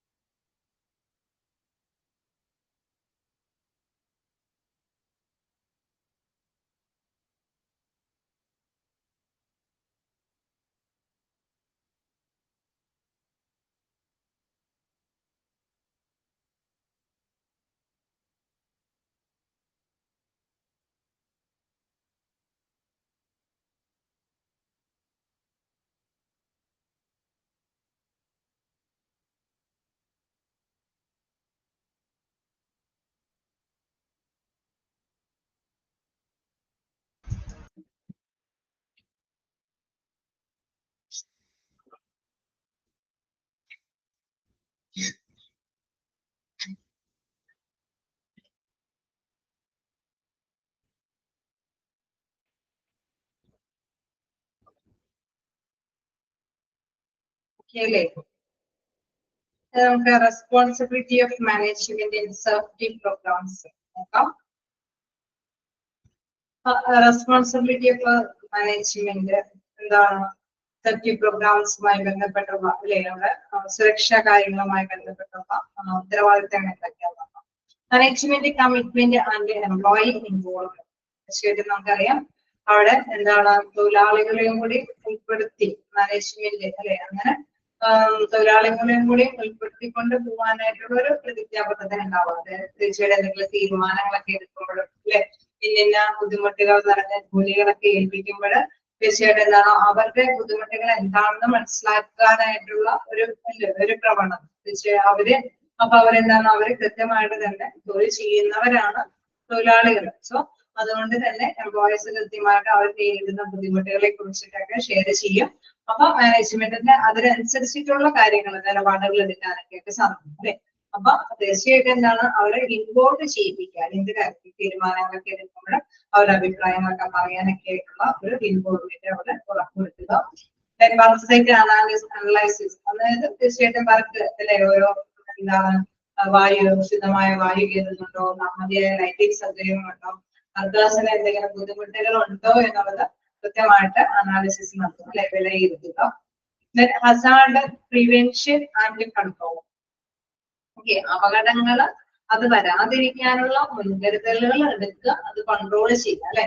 മുൻകരുതലുകൾ എടുത്ത് അത് നടപ്പാക്കി കൊണ്ടുപോകുക. തീർച്ചയായിട്ടും എന്തായാലും നമുക്കറിയാം അതൊക്കെ വേണം, പ്രിക്കോഷൻസ് ഒക്കെ വേണം എന്നുള്ളത് നമ്മൾ ചിലപ്പോൾ വേണമെങ്കിൽ റെക്കോർഡിക്കലി അതൊക്കെ ശരിയായിരിക്കും. പക്ഷെ നിലപാടുകളൊന്നും എടുത്ത് അവിടെയുള്ള എംപ്ലോയീസിനെ ലഭ്യമാക്കുന്നുണ്ടാവില്ല. അപ്പൊ അങ്ങനെ വന്നു കഴിഞ്ഞിട്ട് പ്രത്യേകിച്ച് കാര്യമില്ല അല്ലേ. അവർക്ക് അറിയാമെങ്കിൽ അതിനനുസരിച്ചുള്ള പ്രിക്കോഷൻസ് എടുക്കുകയും വേണം. അത് അവരിലേക്ക് അല്ലെ നിയന്ത്രണ വിധേയമാക്കി തന്നെ അല്ലെ ഇന്ന കാര്യങ്ങളൊക്കെ ധരിച്ചതിന് ശേഷം മാത്രമാണ് ഇന്ന ഡ്യൂട്ടികളൊക്കെ ചെയ്യാൻ പാടുള്ളൂ. അങ്ങനെയുള്ള ഒരു നിയന്ത്രണമൊക്കെ അവിടെ ഏർപ്പെടുത്തി കൊടുക്കേണ്ടതാണ്. Safety and health training. തീർച്ചയായിട്ടും സുരക്ഷ അല്ലെങ്കിൽ ഏത് തൊഴിലാണോ ആ തൊഴിലുമായി ബന്ധപ്പെട്ട് എങ്ങനെ എന്തെങ്കിലും പ്രോബ്ലംസ് വന്നു കഴിഞ്ഞാൽ അത് വരാതിരിക്കാനുള്ള അങ്ങനെയൊക്കെയുള്ള പ്രത്യേകമായിട്ടുള്ള ട്രെയിനിങ്ങുകളൊക്കെ തന്നെ ആ തരത്തിലുള്ള എംപ്ലോയിക്കൊക്കെ കൃത്യമായിട്ട് പറഞ്ഞ് മനസ്സിലാക്കി കൊടുക്കേണ്ടതാണ്. അപ്പൊ ഇതെല്ലാം ആരുടെ റെസ്പോൺസിബിലിറ്റിയാണ്? മാനേജ്മെന്റിന്റെ അല്ലെ. തീർച്ചയായിട്ടും നമുക്കറിയാം ഏതൊരു തൊഴിലിടത്തിലും എംപ്ലോയർക്ക് വേണ്ടിയിട്ട് സേവനങ്ങൾ ചെയ്യുന്നവരാണ് മാനേജ്മെന്റ്. ആ മാനേജ്മെന്റ് കൃത്യമായിട്ടുള്ള കാര്യങ്ങളെല്ലാം തന്നെ അവിടെ നിർവഹിച്ചു കൊടുക്കേണ്ടതാണ്. ആർക്ക് വേണ്ടിയിട്ട്? തൊഴിലാളികളുടെ ക്ഷേമത്തിന് വേണ്ടിയിട്ട്. ഇപ്പൊ ഹോസ്പിറ്റലാണെങ്കിൽ തീർച്ചയായിട്ടും ഹോസ്പിറ്റലിലെ മാനേജ്മെന്റ് ഹോസ്പിറ്റലിൽ വർക്ക് ചെയ്യുന്ന വർക്കേഴ്സിന് ഹസാർഡ്സ് നിറഞ്ഞ ബുദ്ധിമുട്ടുകൾ ഉണ്ടെങ്കിൽ അതിനെ കുറിച്ചിട്ട് കൃത്യമായിട്ട് തന്നെ പറഞ്ഞ് മനസ്സിലാക്കി കൊടുക്കണം. അവരുടെ ബുദ്ധിമുട്ടുകൾ എന്തൊക്കെയാണെന്നുള്ളത് കൃത്യമായിട്ട് തന്നെ അറിഞ്ഞിരിക്കണം. അതിനനുസരിച്ചുള്ള പ്രിക്കോഷൻസ് നടപടികൾ അത് നടപ്പാക്കുകയും അത് നിയന്ത്രണ വിധേയമാക്കിയിട്ട് അവരെ കൊണ്ട് പാലിപ്പിക്കുകയൊക്കെ ചെയ്യേണ്ടത് ആവശ്യപ്പെടാനുള്ള കാര്യമാണ്. റെസ്പോൺസിബിലിറ്റി സിമ്പിൾ അല്ലേ? പോയിന്റ്സ് ജസ്റ്റ് വായിച്ചു നോക്കാം. Management commitment and employee involvement പങ്കാളിത്ത, വർക്ക് സൈറ്റ് അനാലിസിസ്, പിന്നെ hazard prevention and control, safety and health training.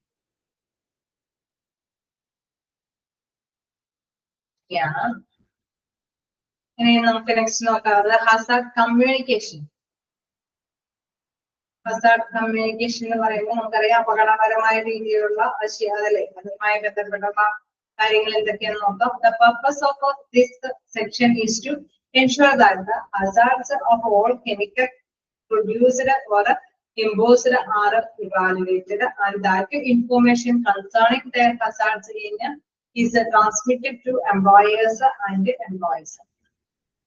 Okay, തീർച്ചയായിട്ടും ഇതിന്റെ പ്രത്യേകത എന്താണെന്ന് വെച്ച് കഴിഞ്ഞാൽ എന്താണ് നമ്മുടെ അല്ലെ രാസപദാർത്ഥം അല്ലെ കെമിക്കൽ പ്രൊഡ്യൂസ്ഡ് ആയിട്ടുള്ള സംഭവങ്ങളൊക്കെ അത് നിർമ്മിക്കണം. നമുക്ക് കെമിക്കൽ കണ്ടന്റോട് കൂടി അല്ലെ രാസപദാർത്ഥത്തിന്റെ കണ്ടന്റോട് കൂടിയുള്ള സാധനങ്ങളും ഉൽപ്പാദിപ്പിക്കുകയും അത് ചിലപ്പോൾ വേണമെങ്കിൽ ഇമ്പോർട്ട് അല്ലെ നമ്മുടെ സ്ഥാപനത്തിന്റെ വിവിധ റൂട്ടുകൾക്കൊക്കെ വേണ്ടിയിട്ട് ഇമ്പോർട്ട് ചെയ്യുകയൊക്കെ ചെയ്തിട്ടുണ്ടെങ്കിൽ തീർച്ചയായിട്ടും എന്താണ് ആ ഇൻഫോർമേഷൻസ് എല്ലാം തന്നെ അത് transmitted to employers and employees അല്ലെ ഇവരുടെ മിക്ക അതായത് മാനേജ്മെന്റിനും അവിടെയുള്ള തൊഴിലാളികൾക്കൊക്കെ കൃത്യമായിട്ടുള്ള ധാരണ ഉണ്ടായിരിക്കും അല്ലെ. അതിനെ കുറിച്ചിട്ടുള്ള വിവരങ്ങൾ പരസ്പരം കൈമാറേണ്ടത് ആവശ്യമുള്ള കാര്യമാണ്. നമുക്കറിയാം ഇന്ന പ്രവർത്തനം നടത്തുമ്പോൾ അത് കെമിക്കൽ കണ്ടന്റ് ആണ് അതുകൊണ്ട് തന്നെ അതിൽ കൂടുതൽ കൺസിഡർ നല്ല പ്രിപ്പറേഷൻസ് എടുത്തിട്ടാണ് അത് കൈകാര്യം ചെയ്യാൻ പാടുള്ളൂ എന്നുള്ളത് കൃത്യമായിട്ടുള്ള അറിയിപ്പ് അത് എന്താണ് എംപ്ലോയേഴ്സിന്റെ ഭാഗത്താണെങ്കിലും എംപ്ലോയീസിന്റെ ഭാഗത്ത് ഉണ്ടാവേണ്ടതാണ്. തീർച്ചയായിട്ടും ഇരുകൂട്ടരും അറിഞ്ഞിരിക്കേണ്ടതാണ്. This transmission of information is fulfilled by means of a comprehensive hazard communication programs, which include container labeling and other forms of warning, material safety data sheets, and employee training. Okay. ഇത്തരത്തിലുള്ള ഇതെന്ന് പറയുന്നത് ചിലപ്പോൾ അല്ലെങ്കിൽ അവർ കൃത്യമായിട്ടുള്ള training അല്ലെങ്കിൽ കൃത്യമായിട്ടുള്ള ഒരു വാണിങ്ങോട് കൂടിയിട്ട് ഒക്കെ ഇതിന്റെ കാര്യങ്ങൾ ചെയ്യുമ്പോൾ ഇതിനെ നടത്തി സ്വീകരിക്കും, അതല്ലെങ്കിൽ ഇങ്ങനെ സംബന്ധിച്ച സാധ്യത ഇവരെ വാൺ ചെയ്യും അല്ലെ. അതേമാതിരി തന്നെ എന്താണ് അവിടെ കൃത്യമായിട്ട് തന്നെ സേഫ്റ്റി ഡാറ്റ ഷീറ്റ്സുകൾ തയ്യാറാക്കുന്നു. തീർച്ചയായിട്ടും എംപ്ലോയീസ് അതുപോലെ എംപ്ലോയീസിനൊക്കെ ഇത്തരത്തിലുള്ള ഹസാർഡ്സിനെ എങ്ങനെയാണ് ഫേസ് ചെയ്യേണ്ടത് അല്ലെ, അത് കൈകാര്യം ചെയ്യാൻ ആവശ്യമായിട്ടുള്ള നടപടിക്രമങ്ങളെല്ലാം കൃത്യമായിട്ട് തന്നെ അവർക്ക് നിർദ്ദേശിക്കുന്നത് ആവശ്യമാണ്. സോ ഹസാർഡ്സ് കമ്മ്യൂണിക്കേഷൻ എന്ന് പറയുന്നത് ആശയവിനിമയം മസ്റ്റ് ആയിട്ട് നടപ്പാക്കണം. അത് കെമിക്കൽ ഹസാർഡ്സ് ഒക്കെ ആണെങ്കിൽ കൃത്യമായിട്ട് തന്നെ തൊഴിലാളികൾ അവിടെ ലഭ്യതയുമായി അഭിമുഖീകരിക്കുന്ന കാര്യങ്ങളൊക്കെ കൈകാര്യം ചെയ്യുന്നതിന് വേണ്ടിയിട്ട് കൃത്യമായിട്ട് തന്നെ ആശയവിനിമയം നടത്തിക്കൊടുക്കേണ്ടതാണ്. അതിന്റെ സേഫ്റ്റി പ്രിക്കോഷൻസും മുൻകരുതലുകളൊക്കെ തന്നെ അവർക്ക് പറഞ്ഞ് മനസ്സിലാക്കേണ്ടതാണ്. അപ്പൊ അങ്ങനെ വരുമ്പോൾ ഇതിൽ കൃത്യമായിട്ട് 3 കാര്യങ്ങളാണ് പറയുന്നത്. List of hazards materials. Hazards മെറ്റീരിയൽസിന്റെ ലിസ്റ്റ് എടുക്കുകയാണെങ്കിൽ നമ്മൾ ചിലപ്പോൾ വേണമെങ്കിലും രോഗനിർണയം കാര്യങ്ങൾക്കൊക്കെ വേണ്ടിയിട്ട് ചില സംഭവങ്ങൾ അല്ലെങ്കിൽ കെമിക്കൽ കണ്ടൻസുകളൊക്കെ യൂസ് ചെയ്യും. ആൽക്കഹോൾ, സ്പിരിറ്റ്, ആസിഡ്, ഹൈഡ്രോക്ലോറൈഡ് സൊല്യൂഷനുകൾ അറിയാൻ ബോധം എടുക്കുന്ന അവസ്ഥയിലൊക്കെ വരുമ്പോൾ ചെറിയ രീതിയിലുള്ള കെമിക്കൽ കണ്ടന്റൊക്കെ ഉപയോഗിച്ചിട്ട് അത് കൈകാര്യം ചെയ്യും അല്ലെ. ഡിസ്ഇൻഫെക്ടൻസ്, അതായത് അണുനശീകരണം അല്ലെ, അണുവിമുക്തമാക്കുന്ന കാര്യങ്ങൾ എന്താണ്, ക്ലീനിങ് ഏജൻസി ക്ലീൻ ചെയ്യാനായിട്ട് ഏതൊക്കെ സൊല്യൂഷൻ ഉപയോഗിച്ചിട്ട് ഇൻ കേസ് സ്പ്രെഡ് അല്ലെ, സ്പില്ലേജ് വേസ്റ്റിലൊക്കെ നിങ്ങൾ കണ്ടിട്ടുണ്ടാവും. ഇന്ന കാര്യങ്ങളൊക്കെ സ്പില്ലേജ് സംഭവിച്ചു കഴിഞ്ഞ് കഴിഞ്ഞാൽ എങ്ങനെയാണ് ഡിസ്ഇൻഫെക്ഷൻ ആക്കുന്നത്, അത് തന്നെ അണുവിമുക്തമാക്കുന്ന പ്രക്രിയ എങ്ങനെ ചെയ്യാമെന്നൊക്കെ നമ്മൾ കണ്ടിട്ടുണ്ട് ഇല്ലേ. സ്പില്ലേജ് വേസ്റ്റിലൊക്കെ പഠിച്ചിട്ടില്ലേ എങ്ങനെയാണ് അത് അണുവിമുക്തമാക്കണേ എന്നൊക്കെയുള്ള കാര്യം. അപ്പൊ ഡിസ്ഇൻഫെക്ടന്റ് ആ ഏജൻസ് അല്ലെ, ഈ പറഞ്ഞ ക്ലീനിങ് ഏജൻസ് ഒക്കെ എന്താണെന്നുള്ളത് ഏത് സൊല്യൂഷൻ ഉപയോഗിച്ചിട്ടാണ് ക്ലീൻ ചെയ്യുന്നത് കൃത്യമായിട്ട് തന്നെ അതിന്റെ ലിസ്റ്റ് ഓഫ് ഹസാർഡ്സ് മെറ്റീരിയൽസ് അവിടെ രേഖപ്പെടുത്തണം. Then container labeling. ഇതാണ് കണ്ടെയ്നർ ലേബലിംഗ് എന്ന് പറയുന്നത്. All the drugs, spirits, solutions, cleaning agents are labeled and kept at appropriate place. Okay, അതായത് എന്ത് സംഭവമാണെങ്കിലും കൃത്യമായിട്ട് തന്നെ നമ്മൾ അത് ലേബൽ ചെയ്ത് അപ്രോപ്രിയേറ്റ് ആയിട്ടുള്ള പ്ലേസ് അല്ലെ, ഇന്ന സൊല്യൂഷൻ ഇന്ന സംഭവങ്ങൾ വരുമ്പോൾ ഹസാർഡ്സ് ഇന്ന സ്പില്ലേജ് സംഭവിക്കുമ്പോഴൊക്കെ എവിടെന്നാണ് ഈ സാധനം പോയി എടുക്കണേന്നൊക്കെ അത് കൃത്യമായിട്ട് തന്നെ ആ സ്റ്റാഫിന് കൃത്യമായിട്ടുള്ള പ്ലേസ് ഒക്കെ അറിഞ്ഞിരുന്നാൽ മാത്രമാണ് അവർക്കത് യൂട്ടിലൈസ് ചെയ്യാൻ പറ്റുള്ളൂ അല്ലെ. അപ്പൊ തീർച്ചയായിട്ടും എന്താണ് ആ സൊല്യൂഷൻ എന്താണ്, അതിന്റെ ക്ലീനിങ് ഏജൻസ് എന്താണ്, അതെല്ലാം തന്നെ കൃത്യമായിട്ട് തന്നെ ഇന്ന പ്ലേസിലൊക്കെയാണ് സൂക്ഷിക്കേണ്ടത്. Warning labels or symbols are put to warn about hazards materials. This is given below. Okay. Warning കൊടുക്കേണ്ടത് പ്രധാനപ്പെട്ട ഒരു കാര്യമാണ്. അതായത് നമുക്കറിയാം എന്ത് കാര്യം സംഭവിക്കുന്നത് ഹസാർഡ്സ് വരുന്നതിന് മുമ്പ് തന്നെ ഇത് വാൺ ചെയ്യണം അല്ലെ, എങ്ങനെ ഉണ്ടാവാൻ സാധ്യതകളുണ്ട് എന്നുള്ള രീതികളിൽ കുട്ടി വാൺ ചെയ്യേണ്ടത് ആവശ്യമാണ്. ഓക്കെ, അവിടെ എന്താണ് താഴെ പറയുന്ന രീതിയിൽ നമുക്ക് നോക്കാം. Material safety data sheets, employee training, Hazard waste prevention, disaster planning, risk management. Okay, ചെറിയ ചെറിയ ഭാഗങ്ങളാണ് ഇനിയുള്ളത്. ഓക്കെ, അപ്പൊ ജസ്റ്റ് ഒന്ന് വായിച്ചു നോക്കാം.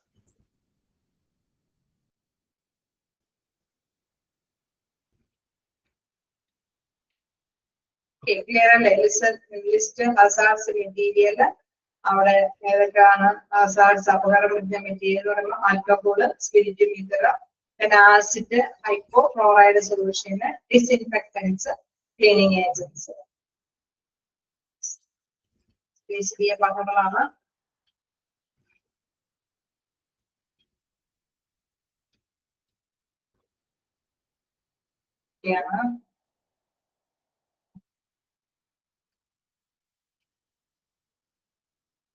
ജസ്റ്റ് വായിച്ചു നോക്കാം, കാരണം നമുക്ക് നെക്സ്റ്റ് അവറും ഞാൻ തന്നെയാണ് കണ്ടിന്യൂ ചെയ്യുന്നത്. മെച്ചങ്ങളെടുത്ത് ഓരടിപ്പിക്കുന്നില്ല, എന്നാലും നമുക്ക് ഈ ചാപ്റ്റർ ഉള്ളതെല്ലാം തീർക്കാം അല്ലെ. കുറച്ചും കൂടിയല്ലേ ഉള്ളൂ, കുഴപ്പമില്ലല്ലോ.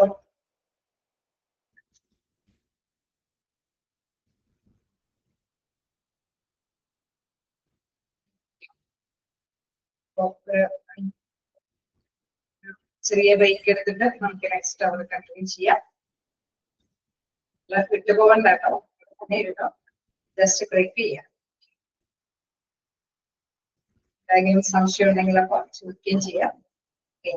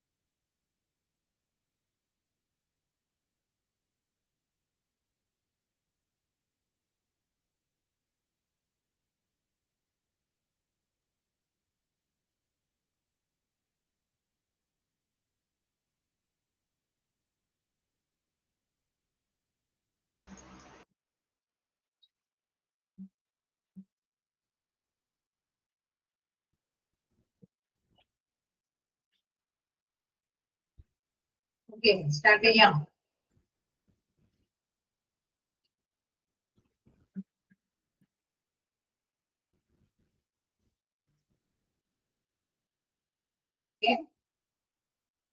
അപ്പൊ നമ്മള് എന്താണ് ഇവിടെ കണ്ടു അല്ലെ? അവിടെ തീർച്ചയായിട്ടും അവിടെ നമ്മൾ കണ്ടു ഹസാർഡ് കമ്മ്യൂണിക്കേഷൻ കാര്യങ്ങൾ കണ്ടു. ലിസ്റ്റ് ഓഫ് ഹസാർഡ്സ് മെറ്റീരിയൽസ് അവിടെ കൃത്യമായിട്ട് ലേബൽ ചെയ്യണമെന്ന് ഓരോന്നിനെ അല്ലെ ലേബൽ ചെയ്യണമെന്ന് വാണിംഗ് മുന്നറിയിപ്പുകളെല്ലാം എല്ലാം തന്നെ ഓരോന്നിനും ആവശ്യമായിട്ടുള്ള മുന്നറിയിപ്പുകൾ എല്ലാത്തിനും വേണ്ടിയിട്ട് കൊടുക്കണമെന്നൊക്കെ നമ്മൾ കണ്ടു അല്ലെ? എന്തെങ്കിലും ഡൗട്ടുകളുണ്ടോ? ട്രെയിനിങ് ഏജൻസ് നമ്മള് ഇല്ല. നമുക്ക് നെക്സ്റ്റ് നോക്കാനുള്ളത് മെറ്റീരിയൽ സേഫ്റ്റി ഡാറ്റ ഷീറ്റ്സ്. ഇതിൽ നോക്കാം, it is intended to provide workers and emergency personnel with procedures for handling or working with that substance in a safe manner and includes information such as physical data storage, disposal, protective equipment and skill handling procedures. Okay, തീർച്ചയായിട്ടും നമുക്കറിയാം ഏതൊരു ഹോസ്പിറ്റലാണെങ്കിലും ഹസാർഡ്സുകൾ ഉണ്ടാവും, അപകടാവസ്ഥകൾ ഉണ്ടാവും എന്നുള്ള കാര്യം ഉറപ്പാണ്. അപ്പൊ അതിനനുസരിച്ചിട്ടുള്ള കൃത്യമായിട്ടുള്ള മെറ്റീരിയൽ സേഫ്റ്റി ഡാറ്റ ഷീറ്റ്സ് അല്ലെ? അവിടെ എന്താണ് ഈ ഡാറ്റ ഷീറ്റിൽ പ്രധാനമായിട്ട് പറയുന്നത്? It is intended to provide workers and emergency personnel with procedures അല്ലെ? അവിടെ എമർജൻസി പ്രൊസീജിയേഴ്സുകളെ കുറിച്ചിട്ടൊക്കെയാണ് ഇതിൽ പ്രധാനമായിട്ടും ഉൾക്കൊള്ളിക്കുന്നത്. എങ്ങനെയാണ് for handling or working with that substance in a safe manner and use information such as physical data storage, disposal, protective equipment. അതായത് ഇങ്ങനെയുള്ള ഹസാർഡ്സുകൾ ഉണ്ടാവാൻ സാധ്യതയുണ്ട് അല്ലെ? ഈ ഹസാർഡ്സുകൾ ഉണ്ടെങ്കിൽ അതിനനുസരിച്ചിട്ടുള്ള മുൻകരുതലുകൾ എങ്ങനെയാണ് എടുക്കേണ്ടത് അല്ലെ? അവിടെ എന്താണ് അവിടെ വർക്കിംഗ് സബ്സ്റ്റൻസ് സേഫ് മാനർ എങ്ങനെയാണ് സുരക്ഷിതമായിട്ട് ഈ അപകട കാര്യങ്ങളൊക്കെ കൈകാര്യം ചെയ്ത് പോകാൻ പറ്റുന്നത്? അതല്ലെങ്കിൽ എന്താണ് ഫിസിക്കൽ ഡാറ്റ അല്ലെ? എല്ലാ കാര്യങ്ങളുമായി ബന്ധപ്പെട്ടുള്ള കാര്യങ്ങളൊക്കെ എവിടെയാണ് ഡാറ്റകളൊക്കെ സ്റ്റോർ ചെയ്ത് വെച്ചിരിക്കുന്നത് അല്ലെ? ഇത് എങ്ങനെയാണ് ഇതിന്റെ ബന്ധപ്പെട്ട അല്ലെ അവശിഷ്ടങ്ങളെല്ലാം തന്നെ എങ്ങനെയാണ് അത് ഡിസ്പോസ് ചെയ്യേണ്ടത്? ദെൻ പ്രൊട്ടക്റ്റീവ് എക്യുപ്മെന്റ്സ് ഒക്കെ ഏതൊക്കെ പ്രൊട്ടക്റ്റീവ് എക്യുപ്മെന്റ്സ് ഒക്കെ ധരിച്ചിട്ടാണ് ഇത്തരത്തിലുള്ള ഹസാർഡ്സുകളൊക്കെ അഭിമുഖീകരിക്കാനാണ് പോകേണ്ടത്? അല്ലെങ്കിൽ അല്ലെ അവിടെ ഓവർഫ്ലോ അല്ലെങ്കിൽ നിറഞ്ഞു തുളുമ്പി പോകുന്ന സംഭവങ്ങളൊക്കെ ഉണ്ടെങ്കിൽ അതൊക്കെ ഏതൊക്കെ സൊല്യൂഷൻ ഉപയോഗിച്ച് അല്ലെങ്കിൽ എങ്ങനെയൊക്കെ ഹാൻഡിൽ ചെയ്യും? നമ്മള് എന്താണ് സ്പില്ലേജ് ബേസിലൊക്കെ ഓരോ ഹസാർഡ്സിനെ കുറിച്ചിട്ടൊക്കെ നമ്മൾ പറഞ്ഞതാണ് അല്ലെ? കെമിക്കൽ ഹസാർഡ്സ്, അതേപോലെ തന്നെ ബ്ലഡ് ആൻഡ് ഫ്ലൂയിഡ്സ് അല്ലെ? അവിടെ റേഡിയോ ആക്റ്റീവ് ആയിട്ടുള്ള മെറ്റീരിയൽസ്, അങ്ങനെ പലതരത്തിലുള്ള പ്രിക്കോഷൻസ് അല്ലെ? അതിന്റെ ഹസാർഡ്സുകളുമായി ബന്ധപ്പെട്ട കാര്യങ്ങളുണ്ട്. അതിനെ എങ്ങനെയാണ് കൈകാര്യം ചെയ്യുന്നത്, അതിന്റെ പ്രിക്കോഷൻസ് ഒക്കെ എങ്ങനെയാണ് എടുക്കേണ്ടത് എന്നുള്ള കാര്യങ്ങളുണ്ട്.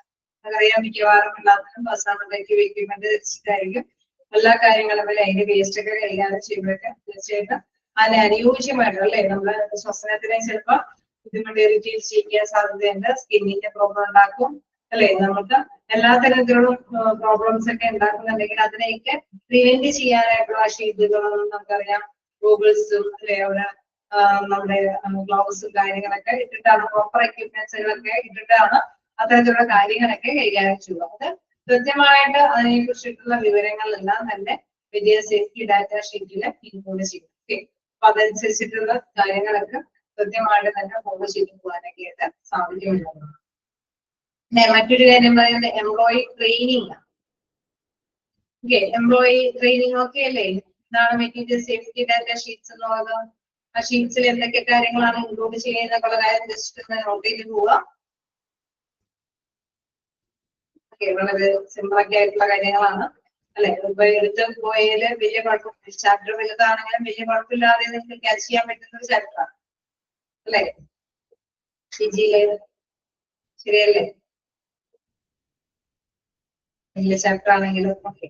അതേസമയം ഇനി വരുന്ന ചാപ്റ്റർ ഒക്കെ ഭയങ്കര ഡിഫിക്കൽട്ടാണ്. നിങ്ങൾ എന്നോടൊപ്പം തന്നെ എത്തണം, കാരണം അത് ഇച്ചിരി യൂസ് ചെയ്യാനായിട്ട് ഇച്ചിരി കൂടി അല്ലെ? ഏറ്റവും വലിയൊരു ചാപ്റ്റർ ഉണ്ട്, ആര് എന്താ പറയുക ഓർഗനൈസേഷൻ ബിഹേവിയർ എന്ന് പറഞ്ഞുകൊണ്ട് നമ്മുടെ പെരുമാറ്റ ശാസ്ത്രത്തിനെ കുറിച്ചുള്ള വലിയൊരു ചാപ്റ്റർ ഒക്കെ. അതൊക്കെ ഇച്ചിരി ഡിഫിക്കൽട്ട് തന്നെയാണ്. അതൊക്കെ ഓരോന്നും മനസ്സിലാക്കി പോവുക എന്നുള്ളത് നമ്മുടെ ബിഹേവിയർ തിങ്കിങ് അനുസരിച്ചിട്ട് തന്നെ നമ്മളത് എന്താ പറയുക മുന്നോട്ട് കൊണ്ടുപോകും. ഇതൊക്കെ പറയുന്നത് നമുക്ക് അറിയാവുന്ന കാര്യങ്ങളൊക്കെയാണ്. പഠിച്ച കാര്യങ്ങൾ കുറച്ചും കൂടി അല്ലെ ഒന്ന് ഇച്ചിരി കൂടി പോയിന്റ് വൈസ് ആയിട്ട് കൈകാര്യം ചെയ്യുന്നേ ഉള്ളൂ. നമ്മുടെ ഹോസ്പിറ്റലിൽ ആയതുകൊണ്ട് തന്നെ നമുക്ക് കാര്യങ്ങളൊക്കെ പെട്ടെന്ന് ഓർത്തെടുക്കാനും എളുപ്പമാണ്. അപ്പൊ ഇനി നമുക്ക് നെക്സ്റ്റ് നോക്കാനുള്ളത് എംപ്ലോയി ട്രെയിനിങ് ആണ്. ഓക്കെ, അപ്പൊ എന്ത് ഡ്യൂട്ടി ആണെങ്കിലും ആ ഡ്യൂട്ടിയുടെ ഒരു ട്രെയിനിങ് പീരീഡ് ഉണ്ട് അല്ലെ, സ്റ്റാർട്ടിങ് ട്രെയിനിങ് പീരീഡിൽ ആ ടൈമിൽ അവർക്ക് അത്യാവശ്യം അറിവുകൾ പകർന്നു കൊടുത്താൽ അപകടം വരാതിരിക്കാനായിട്ട് അവർ പരമാവധി ശ്രദ്ധിക്കും. അതോടൊപ്പം തന്നെ അപകടം വന്നാൽ എങ്ങനെയൊക്കെയാണ് അത് ചെയ്യേണ്ടതെന്നൊക്കെ ഒരു പ്രിപ്പറേഷൻസ് വളരെ അല്ലെ എന്തൊക്കെ നടപടികൾ ചെയ്യണമെന്നും അവർക്ക് ഒരു ധാരണയുണ്ട്. The induction program, which is organized for the new employees, consists of all the hazard communication procedure. Okay, എന്താണ് ഇൻഡക്ഷൻ പ്രോഗ്രാം എന്ന് പറയുന്നത്? ഇൻഡക്ഷൻ പ്രോഗ്രാം എന്ന് പറയുന്നത് ഏത് ഡ്യൂട്ടിയാണോ ഒരു എംപ്ലോയിക്ക് ലഭ്യമാക്കി കൊടുക്കുന്നത് ആ ഡ്യൂട്ടിയുമായിട്ട് ബന്ധപ്പെട്ട കുറച്ച് ട്രെയിനിങ് പീരീഡ് അല്ലെ, ആ ട്രെയിനിങ് കൊടുക്കുക എന്നുള്ളത്. അവിടെ സഹപ്രവർത്തകരൊക്കെ ആയിട്ട് അത്യാവശ്യം അറിവുകളൊക്കെ കൊടുക്കുക, അല്ലെങ്കിൽ അവർ ഉപയോഗിക്കുന്ന എക്യുപ്മെന്റ്സുമായിട്ടുള്ളൊരു പരിചയം കിട്ടുന്നതില് 2 ദിവസത്തേക്ക് അവർ ട്രെയിനിങ് കൊടുക്കാം. എന്തെങ്കിലും ഹസാർഡ്സ് ഒക്കെ ഉണ്ടെങ്കിൽ അപകടം പിടിച്ച അവസ്ഥകളൊക്കെ കൈകാര്യം ചെയ്യുന്നതുണ്ടെങ്കിൽ അതിനനുസരിച്ചിട്ടുള്ള മുൻകരുതലുകൾ അതെങ്ങനെയാണ് ആ ഒരു അല്ലെ ആ ഒരു ഹസാർഡ്സിന് അപകടത്തിന് എങ്ങനെയാണ് ഫേസ് ചെയ്യേണ്ടതെന്നുള്ള കൃത്യമായിട്ടുള്ള ഒരു ധാരണയൊക്കെ ആ ഒരു ഇൻഡക്ഷൻ ടൈമിൽ അല്ലെ അവിടെ ജസ്റ്റ് ആ വ്യക്തി ആ ജോലിയിൽ പ്രവേശിക്കുന്ന തന്നെ കുറച്ച് കാര്യങ്ങളൊക്കെ കൃത്യമായിട്ട് പറഞ്ഞ് മനസ്സിലാക്കി കൊടുക്കും. അപ്പൊ വെൽ ഓർഗനൈസ്ഡ് ആണ് എങ്കിൽ കൃത്യമായിട്ട് തന്നെ അവര് എല്ലാ കാര്യങ്ങളും അവിടെ ആ വ്യക്തിക്ക് മനസ്സിലാക്കി കൊടുക്കും. ആ എംപ്ലോയിക്ക് കൃത്യമായിട്ട് ആ ട്രെയിനിങ് പീരീഡിൽ തന്നെ എങ്ങനെയാണ് ജോലി ചെയ്യേണ്ടതെന്നും എക്യുപ്മെന്റ്സ് ഒക്കെ എങ്ങനെയാണ് ഉപയോഗിക്കേണ്ടതെന്നും അല്ലെ ഹാസാർഡ്സ് ഒക്കെ ഉണ്ടെങ്കിൽ അതൊക്കെ മുൻകരുതലായിട്ട് എന്തൊക്കെ കാര്യങ്ങളൊക്കെ ചെയ്തിട്ടാണ് ഈ ഒരു അപകടം പിടിച്ച കാര്യങ്ങളൊക്കെ ചെയ്യേണ്ടതെന്നൊക്കെ കൃത്യമായിട്ട് തന്നെ അവർക്ക് ട്രെയിനിങ് പീരീഡിൽ തന്നെ അറിവ് ലഭിക്കും. സോ എംപ്ലോയി ട്രെയിനിങ് ആണ് അടുത്തൊരു ഭാഗം എന്ന് പറയുന്നത്. ഈ ഒരു ഹസാർഡ്സ് ഒഴിവാക്കി കിട്ടാനായിട്ടുള്ളത് induction programme which is organised for the new employee അല്ലെ, നല്ല രീതിയിൽ അത് അറേഞ്ച് ചെയ്തിട്ട് ന്യൂ എംപ്ലോയിക്ക് പകർന്നു കൊടുക്കാനുള്ള അവർ അത്യാവശ്യം അറിവുണ്ടാവും അല്ലെ. എക്യുപ്മെന്റ് ഒക്കെ ആണെങ്കിലും പ്രോപ്പർ ആയിട്ട് തന്നെ യൂട്ടിലൈസ് ചെയ്യും അല്ലെ. അതല്ല എങ്കിലും ഇംപ്രോപ്പർ ആയിട്ട് യൂട്ടിലൈസ് ചെയ്തിട്ട് അപകടങ്ങളൊക്കെ വരുത്തിയെടുക്കാനായിട്ടുള്ള സാധ്യതയുണ്ട്. സോ ന്യൂ എംപ്ലോയിക്ക് ഓർഗനൈസ്ഡ് ആയിട്ടുള്ള രീതിയിൽ തന്നെ എന്താണ് ഇൻഡക്ഷൻ പ്രോഗ്രാംസ് ഒക്കെ ലഭ്യമാക്കി കൊടുക്കുക എന്നുള്ളതാണ് പ്രധാനപ്പെട്ട കാര്യം. അങ്ങനെ വരുമ്പോൾ എന്താണ് ഹസാർഡ്സ് കമ്മ്യൂണിക്കേഷൻ പ്രൊസീജിയേഴ്സ് ഒക്കെ കൃത്യമായിട്ട് തന്നെ അവർ മനസ്സിലാക്കാനായിട്ട് സാധിക്കും അല്ലെ. ആശയവിനിമയം നടത്തുമ്പോൾ തന്നെ അവരതിനനുസരിച്ചുള്ള കാര്യങ്ങൾ ഗ്രഹിക്കാനായിട്ട് സാധിക്കും. വീണ്ടും ഹസാർഡ്സ് വേസ്റ്റ്, അപകടം പിടിച്ച വസ്തുക്കൾക്ക് വേസ്റ്റ് ഉണ്ടാവാൻ സാധ്യതകൾ ഉണ്ടെന്ന് നമുക്കറിയാം അല്ലെ. ഒരു സ്പില്ലേജ് വന്നു, ഒരു അല്ലെ ഓവർഫ്ലോ വന്നു, ഹോസ്പിറ്റലൊക്കെ ആണെങ്കിൽ ചിലപ്പോൾ ബ്ലഡിന്റെ നമ്മുടെ ഡ്രസ്സിംഗ് ടൈമിലൊക്കെ ബ്ലഡ് സ്പില്ലേജസ് ആവുക, അല്ലെങ്കിൽ ഓപ്പറേഷൻ തിയേറ്ററിൽ കയറുമ്പോൾ നമുക്കറിയാം അവിടെ ഉപയോഗിക്കുന്ന എക്യുപ്മെന്റ്സ് വഴി അണുക്കളൊക്കെ സ്പ്രെഡ് ചെയ്യാനായിട്ടുള്ള സാധ്യതകളൊക്കെ ഉണ്ട്.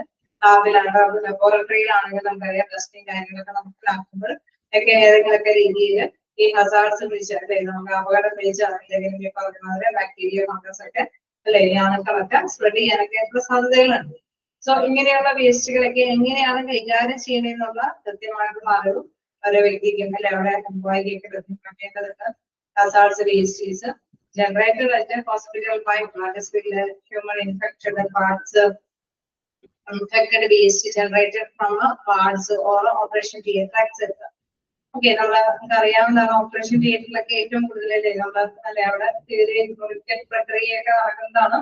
അപ്പൊ എന്താണ് അവിടെ ബ്ലഡുകളൊക്കെ ഏതെങ്കിലും രീതിയിൽ അല്ലെങ്കിൽ മറ്റ് ഫ്ലൂയിഡ്സുകളൊക്കെ ഉണ്ടാവാനായിട്ടുള്ള സാധ്യതകളുണ്ട്. അതിലൊക്കെ അണുക്കൾ നിറഞ്ഞതാണെങ്കിൽ അല്ലെ നമുക്കറിയാം ഹൃദയൊന്നും ഒരാളൊക്കെ പിടിക്കില്ല മിക്കവാറും ഓരോ അല്ലെ കുട്ടി ഉൽപ്പാദിപ്പിക്കുന്ന ആ ഒരു തന്നെ അല്ലാതെ തന്നെ നമ്മൾ എന്തെങ്കിലും അസുഖങ്ങളുമായി ബന്ധപ്പെട്ട സർജറി ചെയ്യുകയാണെങ്കിൽ തീർച്ചയായിട്ടും എന്താണ് എന്തെങ്കിലും അണുക്കി കണ്ടന്റുകളൊക്കെ നീക്കം ചെയ്യുന്നതിന് വേണ്ടിയിട്ടായിരിക്കും. സോ അങ്ങനെയൊക്കെ ചെയ്യുമ്പോൾ എന്താണ് ഒരുപാട് അണുക്കളൊക്കെ മറ്റുള്ളവരൊക്കെ സ്പ്രെഡ് ചെയ്യാനായിട്ടുള്ള സാധ്യതകളുണ്ട് അല്ലെ. അപ്പൊ തീർച്ചയായിട്ടും എന്താണ് hazards wastes generated at hospital by blood spill, human infected parts, infected waste generated from wards or operation theatre. Operation തിയേറ്ററിലോ ഈ വാർഡുകളൊക്കെ സംബന്ധമായ സ്ഥലങ്ങളിലൊക്കെ എന്താണ് ബ്ലഡിന്റെ എന്തെങ്കിലും ഒരു ചെറിയ ലീക്കേജുകൾ വരാം, അല്ലെങ്കിൽ ഹ്യൂമൻ ഇൻഫെക്റ്റഡ് പാർട്സ് ഈ പറഞ്ഞ മാത്രമാണ് ബാധയുള്ള ഏതെങ്കിലും പാത്രത്തിന്റെയൊക്കെ സ്പ്രെഡിങ്ങുകളൊക്കെ വരാം. അത് ഏതെങ്കിലും ഫ്ലൂയിഡ്സ് ആണോ അല്ലെ നമുക്ക് പറയാം പലതരത്തിലുള്ള ഫ്ലൂയിഡ്സുകളൊക്കെ ഉണ്ട് അല്ലെ. ഇതിനെ കുറിച്ചിട്ടൊക്കെ സ്പില്ലേജ് ലിസ്റ്റ് ധാരാളം പഠിച്ചു പോയതാണ്. ഓക്കെ, അപ്പൊ ആ ഫ്ലൂയിഡ്സുകളൊക്കെ പലതരത്തില് അണുക്കൾ നിറഞ്ഞ അല്ലെ നമുക്ക് അസുഖങ്ങളെ ബാധിക്കും. ഈ ഫ്ലൂയിഡ്സ് ഒക്കെ മനുഷ്യ ശരീരത്തിന് ആവശ്യമാണ്, പക്ഷെ എന്തെങ്കിലും ഇൻഫെക്ഷൻസ് അല്ലെ അണുബാധ വരുമ്പോൾ ഈ ഫ്ലൂയിഡ്സിലൊക്കെ എന്തുണ്ടാവും അത് ഉണ്ടാവാനായിട്ടുള്ള സാധ്യത കൂടുതലാണ്. സോ അങ്ങനെ വരുമ്പോൾ ഇൻഫെക്റ്റഡ് ആയിട്ടുള്ള ഈ വേസ്റ്റുകൾ തീർച്ചയായിട്ടും അണുക്കൾ മറ്റുള്ളവരിലേക്കൊക്കെ വ്യാപിക്കാനായിട്ട് അവരുടെ ഹ്യൂമൻ ബോഡിയെ അസുഖങ്ങളൊക്കെ ബാധിക്കാനായിട്ടുള്ള സാധ്യത കൂടുതലാണ്. അപ്പൊ തീർച്ചയായിട്ടും ആ ഹസാർഡ് വേസ്റ്റുകളെ എങ്ങനെ കൈകാര്യം ചെയ്യണമെന്നുള്ളത് കൃത്യമായിട്ട് തന്നെ അവർക്ക് മനസ്സിലാക്കി കൊടുക്കണം അല്ലെ. Hazard waste is generated at hospital by human infected parts infected waste generated from wards or operation theatre ഇവിടങ്ങളിലൊക്കെ ഈ തരത്തിലുള്ള ഹസാർഡ് വേസ്റ്റുകൾ ഉണ്ടാവാനായിട്ടുള്ള സാധ്യതകളൊക്കെ ഉണ്ട്. സോ അങ്ങനെ വരുമ്പോൾ എന്താണ് പ്രിവെൻഷൻ ഉണ്ട് അല്ലെ. നമുക്കറിയാം ഈ ഹസാർഡ് വേസ്റ്റുകളൊക്കെ നമ്മള് പഠിച്ചപ്പോ പഴുതായിരുന്നു കൃത്യമായിട്ട് തന്നെ ലേബൽ ചെയ്തിരിക്കുന്ന ഹസാർഡ് വേസ്റ്റുകൾ അല്ലെ ഓരോ ബിന്നുകളാണ് നിക്ഷേപിക്കുന്നത്. ബയോളജിക്കൽ സോറി ബയോമെഡിക്കൽ വേസ്റ്റുകളാണെങ്കിൽ അങ്ങനെ തന്നെ ലേബൽ ചെയ്തിരിക്കുന്ന വേസ്റ്റ് ബില്ല് നമ്മൾ നിക്ഷേപിക്കണം അല്ലെ. ഹസാർഡ് വേസ്റ്റ് ആണെങ്കിൽ ഹസാർഡ് വേസ്റ്റ് ബില്ലിന് പറഞ്ഞിരിക്കുന്ന വേസ്റ്റ് ബില്ലിൽ തന്നെ നമ്മൾ നിക്ഷേപിക്കണം അല്ലെ. അതൊക്കെ കൃത്യമായ രീതിയിൽ മാത്രമാണ് നമുക്ക് നിർമ്മാർജ്ജനം ചെയ്യാനായിട്ട് സാധിക്കുകയുള്ളൂ അല്ലെ. Biomedical waste management rules are followed to prevent hazards from biomedical waste. Okay, അപ്പൊ വേസ്റ്റുകളൊക്കെ തീർച്ചയായിട്ടും നമുക്കറിയാം നടപടികൾക്ക് അനുസൃതമായിട്ട് അല്ലെ അവിടെ ആ ഒരു ഇൻഫെക്റ്റഡ് ആയിട്ടുള്ള ഏരിയകളൊക്കെ ക്ലീൻ ചെയ്യുന്നതിനും നമുക്കറിയാം ആദ്യം അല്ലെ ഒരു മാനുഫാക്ചർ തീർച്ചയായിട്ടും ആ സ്പിരിറ്റിലുള്ള അല്ലെ അവിടെ മാനുഫാക്ചേഴ്സ് ഉത്പാദകരെ നിർദ്ദേശിക്കുന്ന എന്തോ ആ രീതിയിൽ തന്നെയാണ് ഇൻഫെക്റ്റഡ് ആയിട്ടുള്ള ഏരിയാസ് അവർക്ക് ക്ലീൻ ചെയ്യുന്ന സൊല്യൂഷൻ ഉപയോഗിച്ച് ഇത്ര സമയം ആ സൊല്യൂഷൻ ഉപയോഗിച്ച് അണുക്കളായിട്ട് നശിപ്പിച്ച് അത് ക്ലീൻ വാട്ടറൊക്കെ ഉപയോഗിച്ച് ഇത്ര സമയം അവിടെ അണുക്കളൊന്നും ഇല്ല എന്ന് ബോധ്യപ്പെട്ടതിന് ശേഷമാണ് അല്ലെ നമുക്ക് മറ്റുള്ളവർക്ക് അത് കൈകാര്യം ചെയ്യാനായിട്ടുള്ള സ്വാതന്ത്ര്യം കൊടുക്കും. അപ്പൊ ആ രീതിയിൽ തന്നെ നടപടിക്രമങ്ങളൊക്കെ കൈകാര്യം ചെയ്തിട്ട് പ്രിക്കോഷൻസ് ഒക്കെ ലഭ്യമാക്കേണ്ടതുണ്ട്. അതോടൊപ്പം തന്നെ വേസ്റ്റുകളെല്ലാം തന്നെ കൃത്യമായിട്ട് തന്നെ ഹസാർഡ്സ് ഏത് വേസ്റ്റ് ബിന്നിലാണോ നിക്ഷേപിക്കുന്നത് ആ വേസ്റ്റ് ബിന്നിലൊക്കെ നിക്ഷേപിച്ച് കൈകാര്യം ചെയ്യാനായിട്ട് പറയേണ്ടതാണ്. അതേപോലെ തന്നെ ഡിസാസ്റ്റർ പ്ലാനിങ് തീർച്ചയായിട്ടും അത് നിങ്ങൾ പഠിച്ചേക്കുന്നതാണ് അല്ലെ. ഡിസാസ്റ്റർ ഒക്കെ വലിയൊരു ചാപ്റ്റർ ആയിട്ട് പഠിച്ചേക്കുന്നതാണ്. നമുക്കറിയാം പലതരത്തിലുള്ള ഡിസാസ്റ്റർ ഒക്കെ വരാം അല്ലെ. പെട്ടെന്നുള്ള അല്ലെ പലതരത്തിലുള്ള ഡിസാസ്റ്റർ എന്ന് പറയുമ്പോൾ ചിലപ്പോൾ ഹാർട്ട് അറ്റാക്ക് പോലെയുള്ള ദുരന്തങ്ങള് അല്ലെങ്കിൽ മറ്റു പുറത്തുനിന്നുള്ള ദുരന്തങ്ങൾ വലിയ കുടിയെ തട്ടിക്കൊണ്ട് പോകുന്നതുമായി ബന്ധപ്പെട്ട ദുരന്തങ്ങൾ അങ്ങനെ ഏത് ദുരന്തങ്ങളും അവിടെ ഫേസ് ചെയ്യുന്നതിനെ കുറിച്ചിട്ട് നമ്മൾ ഡിസ്കസ് അല്ലെ മറ്റേ ക്ലാസ്സിൽ പഠിച്ചു പോയേക്കുന്നതാണ്. അപ്പൊ അവിടെ കൃത്യമായിട്ട് ഏത് ദുരന്തമാണ് ഹോസ്പിറ്റലിൽ ഏത് ദുരന്തമാണ് സംഭവിക്കുന്നത് അതിനനുസരിച്ചുള്ള പ്രിക്കോഷൻസ് അല്ലെ ഹോസ്പിറ്റലിലെ കാര്യങ്ങളൊക്കെ അവിടെ നടപടികളൊക്കെ എടുത്തിട്ടുണ്ടാകും. അതനുസരിച്ചിട്ട് തന്നെ അത് കൈകാര്യം ചെയ്ത് പോകേണ്ടതുണ്ട്. നമുക്കറിയാം അവിടെ അഗ്നിശമന സംഭവങ്ങളൊക്കെ നടപ്പാക്കേണ്ടതുണ്ടെങ്കിൽ അതിനനുസരിച്ചിട്ടുള്ള പ്ലാനിങ് കാര്യങ്ങളൊക്കെ ആ ഒരു ഹോസ്പിറ്റലിൽ കൈകാര്യം ചെയ്ത് പോകേണ്ടതുണ്ട്. അതനുസരിച്ചിട്ട് തന്നെ എംപ്ലോയീസിനും അതിനെ കുറിച്ചിട്ടുള്ള അറിവുകൾ വ്യക്തമായ ധാരണകളൊക്കെ ലഭ്യമാക്കിയിട്ടുണ്ടാവും. സോ അതനുസരിച്ചിട്ട് ഡിസാസ്റ്റർ പ്ലാൻ അനുസരിച്ചിട്ട് മൂവ് ചെയ്യാനായിട്ട് ട്രെയിനിങ് ഒക്കെ അവർക്ക് കൊടുത്തിട്ടുണ്ടാവും. തീർച്ചയായിട്ടും ഡിസാസ്റ്റർ പ്ലാനിങ്ങും പ്രധാനപ്പെട്ട ഒരു കാര്യമാണ്. ഇത്തരത്തിലുള്ള അപകടാവസ്ഥകളൊക്കെ ഒഴിവാക്കാൻ വേണ്ടിയിട്ട് പ്രധാനപ്പെട്ട ഒരു കാര്യമാണ് ഡിസാസ്റ്റർ പ്ലാൻ. പ്രോപ്പർ ആയിട്ടുള്ള ഒരു ഡിസാസ്റ്റർ പ്ലാനിന് ഹോസ്പിറ്റലിന് അത് ആവശ്യമാണ്. ഓക്കെ, ഇതൊന്നും വീണ്ടും പറഞ്ഞു തരേണ്ടതില്ലല്ലോ. ദുരന്തങ്ങളെ കുറിച്ചിട്ടൊക്കെ വലിയ ചാപ്റ്റർ അല്ലേ പഠിച്ചേക്കുന്നതല്ലേ. ഒരു പിരിഞ്ഞ ഉള്ളൂ ഡിസാസ്റ്റർ പ്ലാനിങ് മാത്രം അറിയാവുന്നതല്ലേ.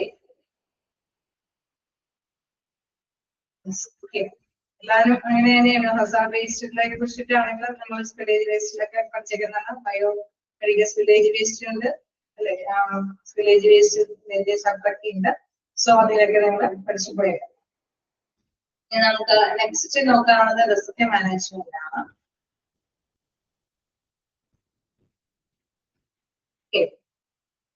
എന്തെങ്കിലും ഡൗട്ടുകളുണ്ടോ? ചെറിയ ചെറിയ പാഠങ്ങളായിട്ടാണ് അവിടെ തന്നിരിക്കുന്നത്. പക്ഷെ വലിയ വലിയ കാര്യങ്ങളാണ് അവിടെ കവർ ചെയ്ത് പോയേക്കുന്നത്. എന്തെങ്കിലും വീണ്ടും പറയേണ്ടതുണ്ടോ?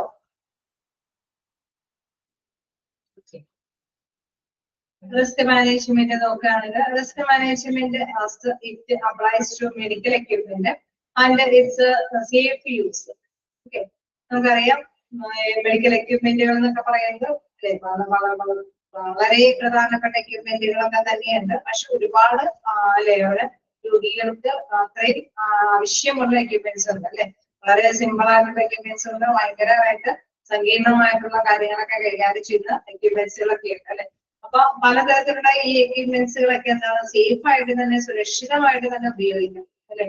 നമുക്ക് അറിയാം ജീവൻ രക്ഷ സമയങ്ങളിൽ അല്ലെ അവിടെ പെട്ടെന്ന് തന്നെ ബോഡിക്ക് എത്രയും പെട്ടെന്ന് ആവശ്യമായിട്ടുള്ള അടിക്കുട്ടികളായിട്ട് പോലെയുള്ള അല്ലെ പേഷ്യൻസുകളൊക്കെ നമുക്കറിയാം അതിനെ കുറിച്ചിട്ട്. ഇപ്പൊ ചെറിയ ചെറിയ ആവശ്യങ്ങൾ കാണുമ്പോൾ ശ്വാസം മുട്ടൊക്കെയാണെങ്കിൽ നമുക്കറിയാം നെബുലൈസർ ഉപയോഗിക്കുന്നവരുടെ വളരെ സർവ്വസാധാരണമാണ്. അതേസമയം അത്രയും അല്ലെ നമ്മുടെ ശരീരത്തിന് എത്രയും പെട്ടെന്ന് ആവശ്യമായിട്ടുള്ള നമ്മുടെ ജീവൻ രക്ഷ എക്യുപ്മെന്റ്സുകളൊക്കെ പലതുമുണ്ട്. സോ അതിനെയൊക്കെ നല്ല കൃത്യമായിട്ട് തന്നെ യൂസേജുകൾ അല്ലെ കൃത്യമായിട്ട് തന്നെ സേഫ് ആയിട്ട് തന്നെ ഉപയോഗിക്കണം. അതല്ലെങ്കിൽ രോഗി അപകടാവസ്ഥയിലായിട്ട് പോകാനായിട്ടുള്ള സാധ്യതകളുണ്ട്. Risk Management Committee is a body to address the risk in the hospital. The committee analyzes the risk incidents in the hospital and implement safe practices. Okay, നമുക്കറിയാം റിസ്ക് മാനേജ്മെന്റ് കമ്മിറ്റി എന്താണ് എല്ലാ തരത്തിലുള്ള ഹോസ്പിറ്റലിൽ വരാവുന്ന ഇത്തരത്തിലുള്ള പെട്ടെന്ന് അഭിമുഖീകരിക്കേണ്ടി വരുന്ന കാര്യങ്ങളൊക്കെ അല്ലെ അത് ആ സമയങ്ങളിലൊക്കെ എക്യുപ്മെന്റ് പ്രോപ്പറായിട്ട് യൂട്ടിലൈസ് ചെയ്യണം എന്നുള്ളതും എക്യുപ്മെന്റിനെ കൃത്യമായിട്ട് തന്നെ നമുക്കറിയാം മെറ്റീരിയൽസ് മാനേജ്മെന്റിലൊക്കെ അത്യാവശ്യം അല്ലെ ഇനി എന്താണ് വീണ്ടും വരുന്ന ചക്രലൊക്കെ ഇച്ചിരി കൂടി അത് കൃത്യമായിട്ട് പഠിക്കും. കാരണം ഓരോ വലിയ ഹോസ്പിറ്റലൊക്കെ ആവുമ്പോൾ ഒരുപാട് ഡിപ്പാർട്ട്മെന്റുകൾ അല്ലെ ന്യൂറോളജി ഉണ്ടാവും, നെഫ്രോളജി ഉണ്ടാവും, കാർഡിയോളജി ഉണ്ടാവും, അങ്ങനെ വലിയ വലിയ പലതരത്തിലുള്ള ഡിപ്പാർട്ട്മെന്റുകളായിട്ടായിരിക്കും വലിയ വലിയ ഹോസ്പിറ്റലുകൾ ഫോം ചെയ്തത് അല്ലെ. അപ്പൊ അങ്ങനെ വരുമ്പോൾ ഓരോ ഡിപ്പാർട്ട്മെന്റിലും നമുക്കറിയാം യൂട്ടിലൈസ് ചെയ്യാനായിട്ട് ഒരുപാട് എക്യുപ്മെന്റ്സ് ആവശ്യമാണ്. അപ്പൊ കൃത്യമായിട്ടുള്ള ഒരു പ്രോപ്പർ ആയിട്ട് എക്യുപ്മെന്റ്സ് ഒക്കെ വർക്കിംഗ് കണ്ടീഷനിലായാൽ മാത്രമാണ് നമുക്കത് യൂട്ടിലൈസ് ചെയ്യാൻ പറ്റുള്ളൂ അല്ലെ. അപ്പൊ ഏത് സമയത്തും രോഗിക്ക് പല എക്യുപ്മെന്റ്സും അവിടെ ആവശ്യമായിട്ട് വരാം. അത് പ്രോപ്പർ ആയിട്ട് യൂട്ടിലൈസ് ചെയ്യേണ്ട സമയത്ത് യൂട്ടിലൈസ് ചെയ്യാനായിട്ടുള്ള വർക്കിംഗ് കണ്ടീഷനിൽ അത് അവൈലബിൾ ആകണം. സോ റിസ്ക് മാനേജ്മെന്റ് തീർച്ചയായിട്ടും ഈ എക്യുപ്മെന്റ്സിന്റെ ഒക്കെ പ്രോപ്പർ ആയിട്ടുള്ള ഫംഗ്ഷനിങ് ആയിട്ട് ഉറപ്പാക്കേണ്ടതുണ്ട്. അതിനനുസരിച്ചിട്ടുള്ള നടപടി ക്രമീകരണങ്ങളൊക്കെ അവിടെ നടപ്പാക്കണം. നമുക്കറിയാം അവിടെ എന്താണ് അല്ലെ അണുവിമുക്തമാക്കിയിട്ടുള്ള എക്യുപ്മെന്റ്സ് മാത്രം നമുക്ക് ഉപയോഗിക്കാൻ പറ്റുള്ളൂ. പ്രാവശ്യം ഉപയോഗിച്ചത് നമുക്ക് അണുവിമുക്തമാക്കണം അല്ലെ. ഇതിന് മാത്രമാണ് നമുക്കത് യൂട്ടിലൈസ് ചെയ്യാനായിട്ട് സാധിക്കുള്ളൂ. അല്ലെങ്കിൽ രോഗികൾക്ക് അസുഖങ്ങൾ വരാനായിട്ടുള്ള സാധ്യതയൊക്കെയുണ്ട്. അപ്പൊ ശരിക്കും പറഞ്ഞു കഴിഞ്ഞാൽ ഇത്തരത്തിലുള്ള കാര്യങ്ങളെല്ലാം തന്നെ കൃത്യമായിട്ട് അറേഞ്ച് ചെയ്യേണ്ടതാണ്. The committee analyzes the risk incidents in the hospitals and implement safe practices. So ഇത്തരത്തിലുള്ള സംഭവങ്ങൾ അല്ലെ അണുക്കള് ചിലപ്പോൾ സ്പ്രെഡ് ചെയ്യാൻ സാധ്യത, അല്ലെങ്കിൽ വർക്കിംഗ് കണ്ടീഷൻ ഇല്ലാതെ എക്യുപ്മെന്റ് വിൽക്കുക, അങ്ങനെയൊക്കെ അല്ലെങ്കിൽ കൃത്യസമയത്ത് എക്യുപ്മെന്റ് ലഭ്യമാകാതെ വരിക. അപ്പൊ ഇതിനെ കുറിച്ചിട്ടൊക്കെയുള്ള കൃത്യമായിട്ടുള്ള റിസ്കുകൾ അതുമായി ബന്ധപ്പെട്ട എക്യുപ്മെന്റ്സുമായി ബന്ധപ്പെടാവുന്ന ബുദ്ധിമുട്ടുകളെ കുറിച്ചിട്ടൊക്കെ കൃത്യമായിട്ട് അനലൈസ് ചെയ്തിട്ട് ആ ഒരു ഇൻസിഡൻസ് ഒന്നും ഹോസ്പിറ്റലിന് വരാതിരിക്കാൻ വേണ്ടിയിട്ട് കൃത്യമായിട്ടുള്ള സേഫ് ആയിട്ടുള്ള പ്രാക്ടീസോട് കൂടിയിട്ടുള്ള നടപടിക്രമങ്ങളെല്ലാം നടപ്പാക്കേണ്ടത് റിസ്ക് മാനേജ്മെന്റിന്റെ ദൗത്യമാണ്. നമുക്കറിയാം ഒരുപാട് എക്യുപ്മെന്റ്സ് അവിടെ യൂട്ടിലൈസ് ചെയ്യേണ്ടതുണ്ട്. അതെല്ലാം തന്നെ അണുവിമുക്തമായിരിക്കണം. കൃത്യമായിട്ടുള്ള സമയത്ത് അത് ലഭ്യമാക്കുകയും വേണം. സുരക്ഷിതമായിട്ട് അത് ഉപയോഗിക്കുകയും വേണം അല്ലെ. അപ്പൊ എല്ലാ തരത്തിലുള്ള കാര്യങ്ങളും കൈകാര്യം ചെയ്യും. അത് ഉപയോഗിക്കേണ്ട വിധത്തിനെ കുറിച്ചിട്ട് സ്റ്റാഫുകൾക്ക് മതിയായ അറിവ് വേണം. അത് കൃത്യമായിട്ടുള്ള സമയങ്ങളിൽ ഓരോ ഡിപ്പാർട്ട്മെന്റിൽ ലഭ്യമാകേണ്ടതുണ്ട്. നമുക്കറിയാം സ്റ്റെറിലൈസർ അല്ലെ അവിടെ സ്റ്റെറിലൈസേഷൻ ഒക്കെ നടത്തിയ എക്യുപ്മെന്റ്സ് ഒക്കെ ആവശ്യപ്പെടുന്ന മുറയ്ക്ക് അല്ലെ ആ ഒരു മെത്തേഡ് ഒക്കെ ഒരു ഫസ്റ്റ് ഔട്ട് മെത്തേഡ് ഒക്കെ അനുസരിച്ചിട്ടൊക്കെ ഫോളോ ചെയ്ത് ഓരോ ഹോസ്പിറ്റലിലും അത് പ്രോപ്പറായിട്ട് പോകുന്നത്. സോ അതെല്ലാം തന്നെ പ്രോപ്പറായിട്ട് പോകുന്നുണ്ടോ എന്നൊക്കെ ഉറപ്പുവരുത്തേണ്ട ആരാണ്? റിസ്ക് മാനേജ്മെന്റ് ആണ് അതൊക്കെ ഉറപ്പുവരുത്തി കൊണ്ടുപോകേണ്ടത്. ഓക്കെ, ക്ലിയർ ആണോ?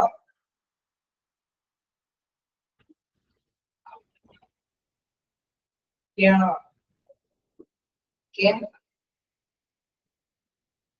നമുക്ക് നെക്സ്റ്റ് ഒരു ഭാഗം കൂടി നോക്കാം. ഇതാണ് special safety measures for patients.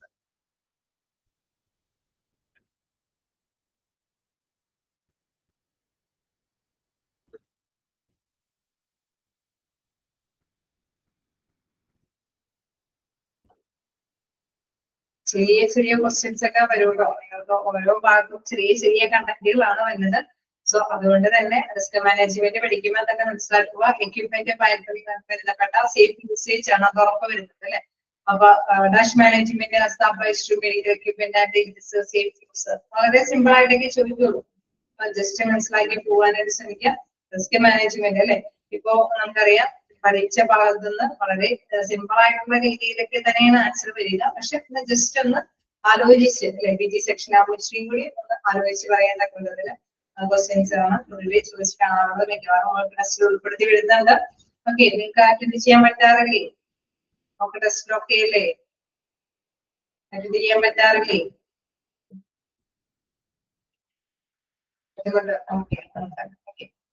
അപ്പോ ഇനി നമുക്ക് നെക്സ്റ്റ് നോക്കാം special safety measures for patients. Special safety measures പേഷ്യൻസിന്റെ സ്പെഷ്യൽ സേഫ്റ്റി കാര്യങ്ങളെ കുറിച്ചിട്ട് പറയുന്നത്. For the safety patients and their relatives, the hospital follows the following safety measures.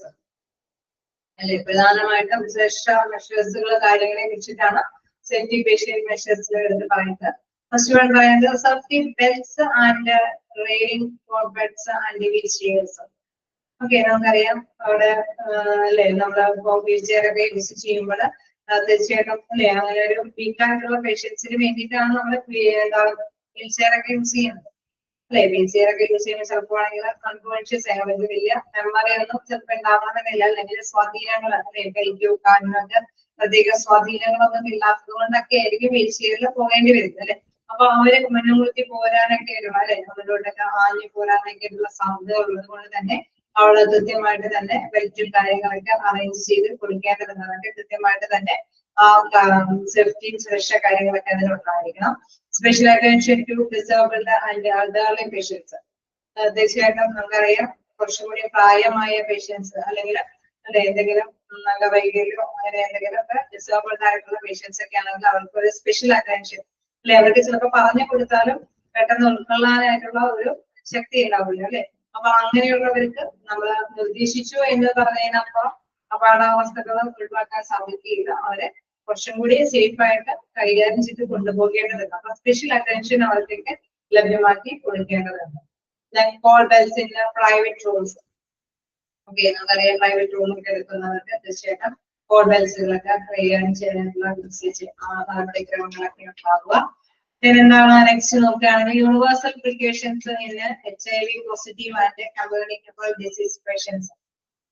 Okay, നമുക്കറിയാം എല്ലായിടത്തും അല്ലെ ഫോളോ ചെയ്യുന്ന ചില മുൻകരുതലുകളൊക്കെ തീർച്ചയായിട്ടും മറ്റ് സമുദ്രമേഖല രോഗാവസ്ഥകൾ പറഞ്ഞു പിടിക്കാൻ സാധ്യതയുള്ള രോഗികളാണെങ്കിൽ HIV പോസിറ്റീവ് ആയിട്ടുള്ള കമ്മ്യൂണിക്കബിൾ ഡിസീസസ് ഒക്കെ ആണെങ്കിൽ അവിടെ യൂണിവേഴ്സൽ ആയിട്ടുള്ള പ്രിക്കോഷൻസ് എന്താണോ ഫോളോ ചെയ്യുന്നത് അത് ഫോളോ ചെയ്യേണ്ടതൊക്കെ ആയിട്ട് വരും അല്ലെ. നമ്മുടെ ഹോസ്പിറ്റലും അത് ഫോളോ ചെയ്ത് ചിലപ്പോൾ ഐസൊലേറ്റ് ചെയ്തതൊക്കെ ആയിരിക്കും അവരെ പല കാര്യങ്ങളൊക്കെ നിർമ്മിച്ചു പോകാനായിട്ട് ചെയ്യേണ്ടത്. അപ്പൊ അത്തരത്തിലുള്ള സേഫ്റ്റി പ്രിക്കോഷൻസ് ചെയ്തിട്ടാണ്. Safe transportation of patients by following safe techniques. Okay, നമുക്കറിയാം തീർച്ചയായിട്ടും നമ്മൾ ട്രാൻസ്പോർട്ടേഷൻ ഒക്കെ നടപ്പാക്കുമ്പോൾ അല്ലെ അവിടെ എന്താണ് ഹോസ്പിറ്റലിലെ ഇന്റർ ട്രാൻസ്പോർട്ടേഷനും അതേമാതിരി തന്നെ എക്സ്റ്റേണൽ ട്രാൻസ്പോർട്ടേഷനും ഒക്കെ നമ്മൾ പഠിച്ചേക്കുന്നതാണ് അല്ലെ. ഒരു രോഗിയെ പുറത്തുനിന്ന് കൊണ്ടുപോകുമ്പോൾ ചിലപ്പോൾ മറ്റൊരു ഹോസ്പിറ്റലിലേക്ക് കൊണ്ടുപോകുന്നതുമായിട്ടുള്ള മുൻകരുതലുകളെ കുറിച്ചിട്ടൊക്കെ നമ്മൾ പഠിച്ചിട്ടുണ്ട് അല്ലെ. അപ്പൊ അതിനൊക്കെ കൃത്യമായിട്ട് തന്നെ ആ സേഫ്റ്റി ട്രാൻസ്പോർട്ടേഷൻ എങ്ങനെയാണ്, ചിലപ്പോൾ ആണെങ്കിൽ റോഡ് ട്രാൻസ്പോർട്ടേഷൻ ആയിരിക്കും, എയർ ട്രാൻസ്പോർട്ടേഷൻ ആയിരിക്കും, ഏത് രീതിയാണെങ്കിലും അതിനനുസരിച്ചുള്ള മുൻകരുതലുകളൊക്കെ എടുത്തതിന് ശേഷം മാത്രം ആ രോഗി ഉറപ്പ് വരുന്നതിന് ശേഷം അല്ലെ കൃത്യമായിട്ടുള്ള ചെക്കപ്പും കാര്യങ്ങളും അതിൻ്റെതായിട്ടുള്ള നടപടിക്രമങ്ങളെല്ലാം കൈകാര്യം ചെയ്തതിനു ശേഷം മാത്രമാണ് ഈ ട്രാൻസ്പോർട്ടേഷൻ കാര്യങ്ങളൊക്കെ നിർവഹിക്കാനായിട്ട് പാടുള്ളൂ. അതല്ലെങ്കിൽ രോഗിക്ക് എന്തെങ്കിലും രോഗങ്ങൾ കൂടാനും അല്ലെ ചിലപ്പോൾ അത് ഇച്ചിരി കൂടി രോഗിയെ എഫക്ട് ചെയ്യാൻ അല്ലെ മോശമായ രീതിയിൽ എഫക്ട് ചെയ്യാനൊക്കെ ആയിട്ടുള്ള സാധ്യതകളുണ്ട്. സോ സേഫ് ആയിട്ടുള്ള ട്രാൻസ്പോർട്ടേഷൻ ആണ് ഉറപ്പുവരുത്തേണ്ടത്. Then ocean signs, boards at various places. തീർച്ചയായിട്ടും ജാഗ്രതാ ബോർഡുകളൊക്കെ അല്ലെ നമ്മള് റേഡിയേറ്റീവ് ആയിട്ടുള്ള ആക്ടിവിറ്റീസ് ഒക്കെ നടക്കുമ്പോൾ അല്ലെ അവിടെ തീർച്ചയായിട്ടും മറ്റുള്ളവർക്കും അതിന്റെ റേഡിയേഷൻസ് ഒക്കെ വരാൻ സാധ്യതയുണ്ടെങ്കിൽ തീർച്ചയായിട്ടും നമ്മുടെ ഡേഞ്ചർ അല്ലെ അതൊക്കെ നമ്മൾ ജാഗ്രതാ നിർദ്ദേശങ്ങളൊക്കെ ബോർഡുകളൊക്കെ വെക്കും. തീർച്ചയായിട്ടും നമ്മൾ വേസ്റ്റുകൾ കൈകാര്യം ചെയ്യുമ്പോഴും ഹസാർഡ് വേസ്റ്റുകളൊക്കെ ആണെങ്കിൽ തീർച്ചയായിട്ടും അതിലേക്ക് കൃത്യമായിട്ടുള്ള ലേബറോട് കൂടിയിട്ടായിരുന്നു കൈകാര്യം ചെയ്യാൻ പാടുള്ളൂ. അപ്പൊ അത്തരത്തിലുള്ള ജാഗ്രതാ ബോർഡുകളും നിർദ്ദേശങ്ങളൊക്കെ തന്നെ അവിടെ കൈകാര്യം ചെയ്ത് പോവുകയാണെങ്കിൽ അത് സേഫ്റ്റി ആയിട്ട് കൈകാര്യം ചെയ്ത് മുന്നോട്ട് പോകാൻ സാധിക്കും. Patients education for their safety, അതായത് സുരക്ഷാ കാര്യങ്ങളെ കുറിച്ചിട്ട് മുന്നറിയിപ്പ് അവരുടെ പേഷ്യൻസിന് നമ്മൾ അവബോധം കൊടുക്കണം അല്ലെ. പിന്നെ കാര്യങ്ങളൊക്കെ ഉണ്ടാവാൻ സാധ്യതയുണ്ട്. അപ്പൊ അതിന് പ്രിക്കോഷൻസ് എടുത്തതിന് ശേഷമാണ് ഇപ്പൊ ഹോസ്പിറ്റൽ നമ്മൾ ഓപ്പറേഷൻ തിയേറ്ററിലൊക്കെ കയറുന്നത് അവരെന്താണ് പ്രിക്കോഷൻസ് ഒക്കെ എടുത്തതിന് ശേഷമാണ് രോഗിയെ ഓപ്പറേഷൻ തിയേറ്ററിലേക്ക് പ്രവേശിപ്പിക്കുന്നത് അല്ലെ. ശരിയല്ലേ? അവരെ കൃത്യമായിട്ട് പറഞ്ഞ് മനസ്സിലാക്കി കൊടുക്കും അല്ലെ. പേഴ്സണൽ പ്രൊട്ടക്റ്റീവ് എക്യുപ്മെന്റ്സ് ഒക്കെ ധരിച്ചിട്ട് നമുക്കറിയാം അല്ലെ. മുടിയാണെങ്കിലും അല്ലെങ്കിൽ എന്താണ് നമ്മുടെ ഓർണമെന്റ്സ് കാര്യങ്ങളൊക്കെ നീക്കം ചെയ്ത് കെമിക്കലായിട്ട് എന്തെങ്കിലും രാസപ്രവർത്തനങ്ങളൊക്കെ വരാൻ സാധ്യതയുള്ളത് കൊണ്ട് തന്നെ കെമിക്കൽ റിയാക്ഷൻസ് ഒക്കെ വരാൻ സാധ്യതയുള്ളത് കൊണ്ട് തന്നെ സേഫ്റ്റി പ്രിക്കോഷൻസ് ഒക്കെ എടുത്തതിന് ശേഷമാണ് രോഗിയെ നമ്മുടെ ഓപ്പറേഷൻ തിയേറ്ററിലേക്ക് പ്രവേശിക്കുന്നത്. അപ്പൊ സേഫ്റ്റി കൊടുക്കേണ്ട കാര്യങ്ങളെ കുറിച്ചിട്ട് രോഗിക്ക് കൃത്യമായിട്ടുള്ള അവബോധം കൃത്യമായിട്ട് തന്നെ പറഞ്ഞ് മനസ്സിലാക്കി കൊടുക്കേണ്ടതാണ്. ഇൻ കേസ് നമുക്കറിയാം അണുക്കളൊക്കെ അല്ലെ സ്പ്രെഡ് ചെയ്യാൻ സാധ്യതയുള്ളത് കൊണ്ട് തന്നെ അതൊന്നും അങ്ങനെ സ്പ്രെഡ് ചെയ്യാതിരിക്കാനായിട്ടുള്ള മുൻകരുതലുകളെല്ലാം തന്നെ ഹോസ്പിറ്റലുകാര് മുൻകൂട്ടിയിരിക്കേണ്ടതുണ്ട്. അത് കണ്ടുകൊണ്ട് അല്ലെ ആ റിസ്ക് കണക്കാക്കി തന്നെ ആർക്കൊക്കെയാണോ അതിന്റെ ട്രെയിനിങ് സ്റ്റാഫിനാണെങ്കിൽ ട്രെയിനിങ് കൊടുക്കേണ്ടതൊക്കെ ആയിട്ട് വരും. പേഷ്യൻസിനാണെങ്കിലും കൃത്യമായിട്ടുള്ള എഡ്യൂക്കേഷൻ ഒക്കെ കൊടുത്തിട്ട് വേണം ഇത്തരം കാര്യങ്ങളൊക്കെ കൈകാര്യം ചെയ്യാൻ. ഓക്കെ അല്ലേ? ചാപ്റ്റർ ഫിനിഷിംഗ് ആണ്.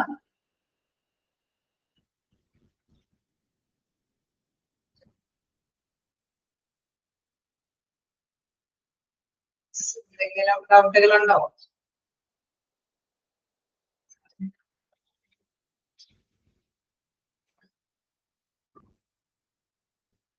ഡൗട്ടുകളൊന്നുമില്ല.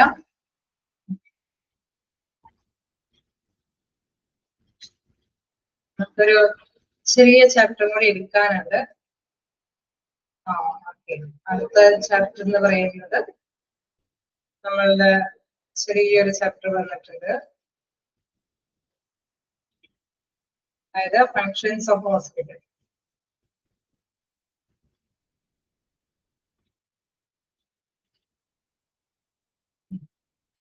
ഫങ്ഷൻസ് ഓഫ് ഹോസ്പിറ്റല് നമുക്ക് കാണുന്നത് അടുത്തൊരു ചാപ്റ്റർ. വളരെ സിമ്പിൾ ആയിട്ടുള്ള ചാപ്റ്റർ ആണ്. ഒരു ക്ലാസ് കൊണ്ട് നമുക്ക് തീർക്കാൻ പറ്റുമായിരിക്കും.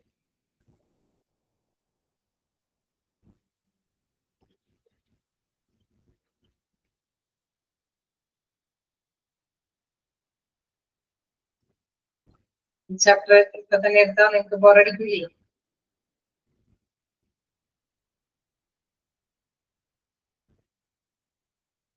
ചെറിയ ചാപ്റ്റർ ആണ്. കുഴപ്പമില്ല, നമുക്കപ്പോ നെക്സ്റ്റ് അവർ എടുക്കാം. അല്ലെങ്കിൽ കണ്ടിന്യൂസ് ആയിട്ട് 2 അവർ എടുത്താൽ ചിലപ്പോ PG ആയതുകൊണ്ട് ഇതെടുത്തായിരുന്നോ?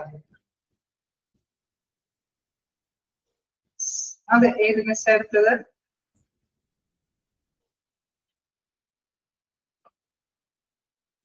അഭിരാമസിംഗ്. ഓക്കെ, അപ്പോ നമുക്ക് എന്തായാലും ഇനി നെക്സ്റ്റ് എടുക്കാനുള്ളത് വലിയൊരു ചാപ്റ്റർ ആണ്. അതായത് നെക്സ്റ്റ് 4th മൊഡ്യൂളില് കഴിഞ്ഞിട്ടുണ്ടല്ലോ. ഇപ്പോ ഈ ഏതെങ്കിലും ചാപ്റ്റർ എടുക്കാനുണ്ടോ? Sorry, 5th മൊഡ്യൂളിലെ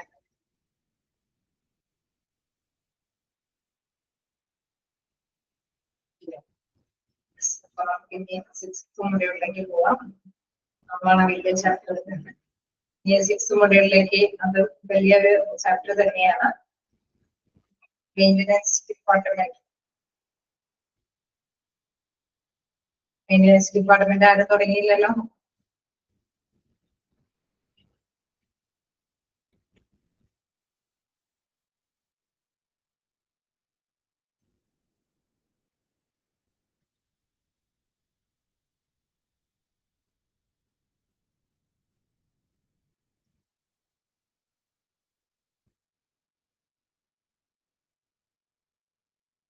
മൊഡ്യൂളിലെയാണ്.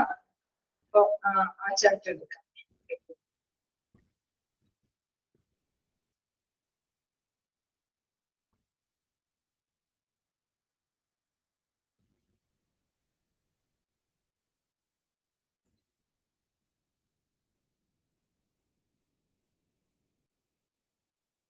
ചാപ്റ്റർ 5 ആണ്.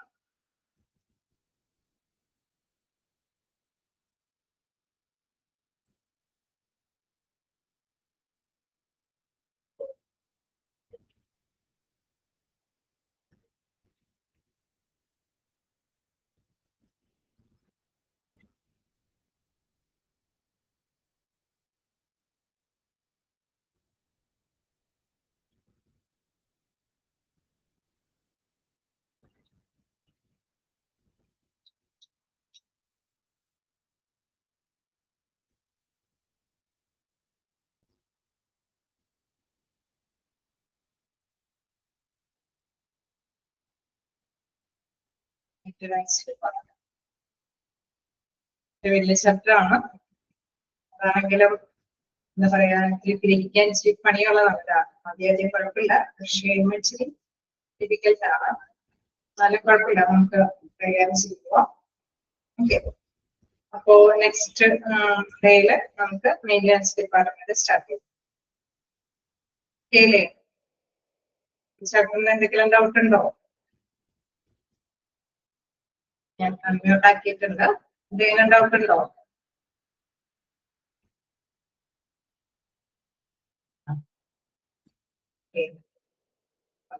നെക്സ്റ്റ് ക്ലാസ്സിനാണ്. Okay, thank U.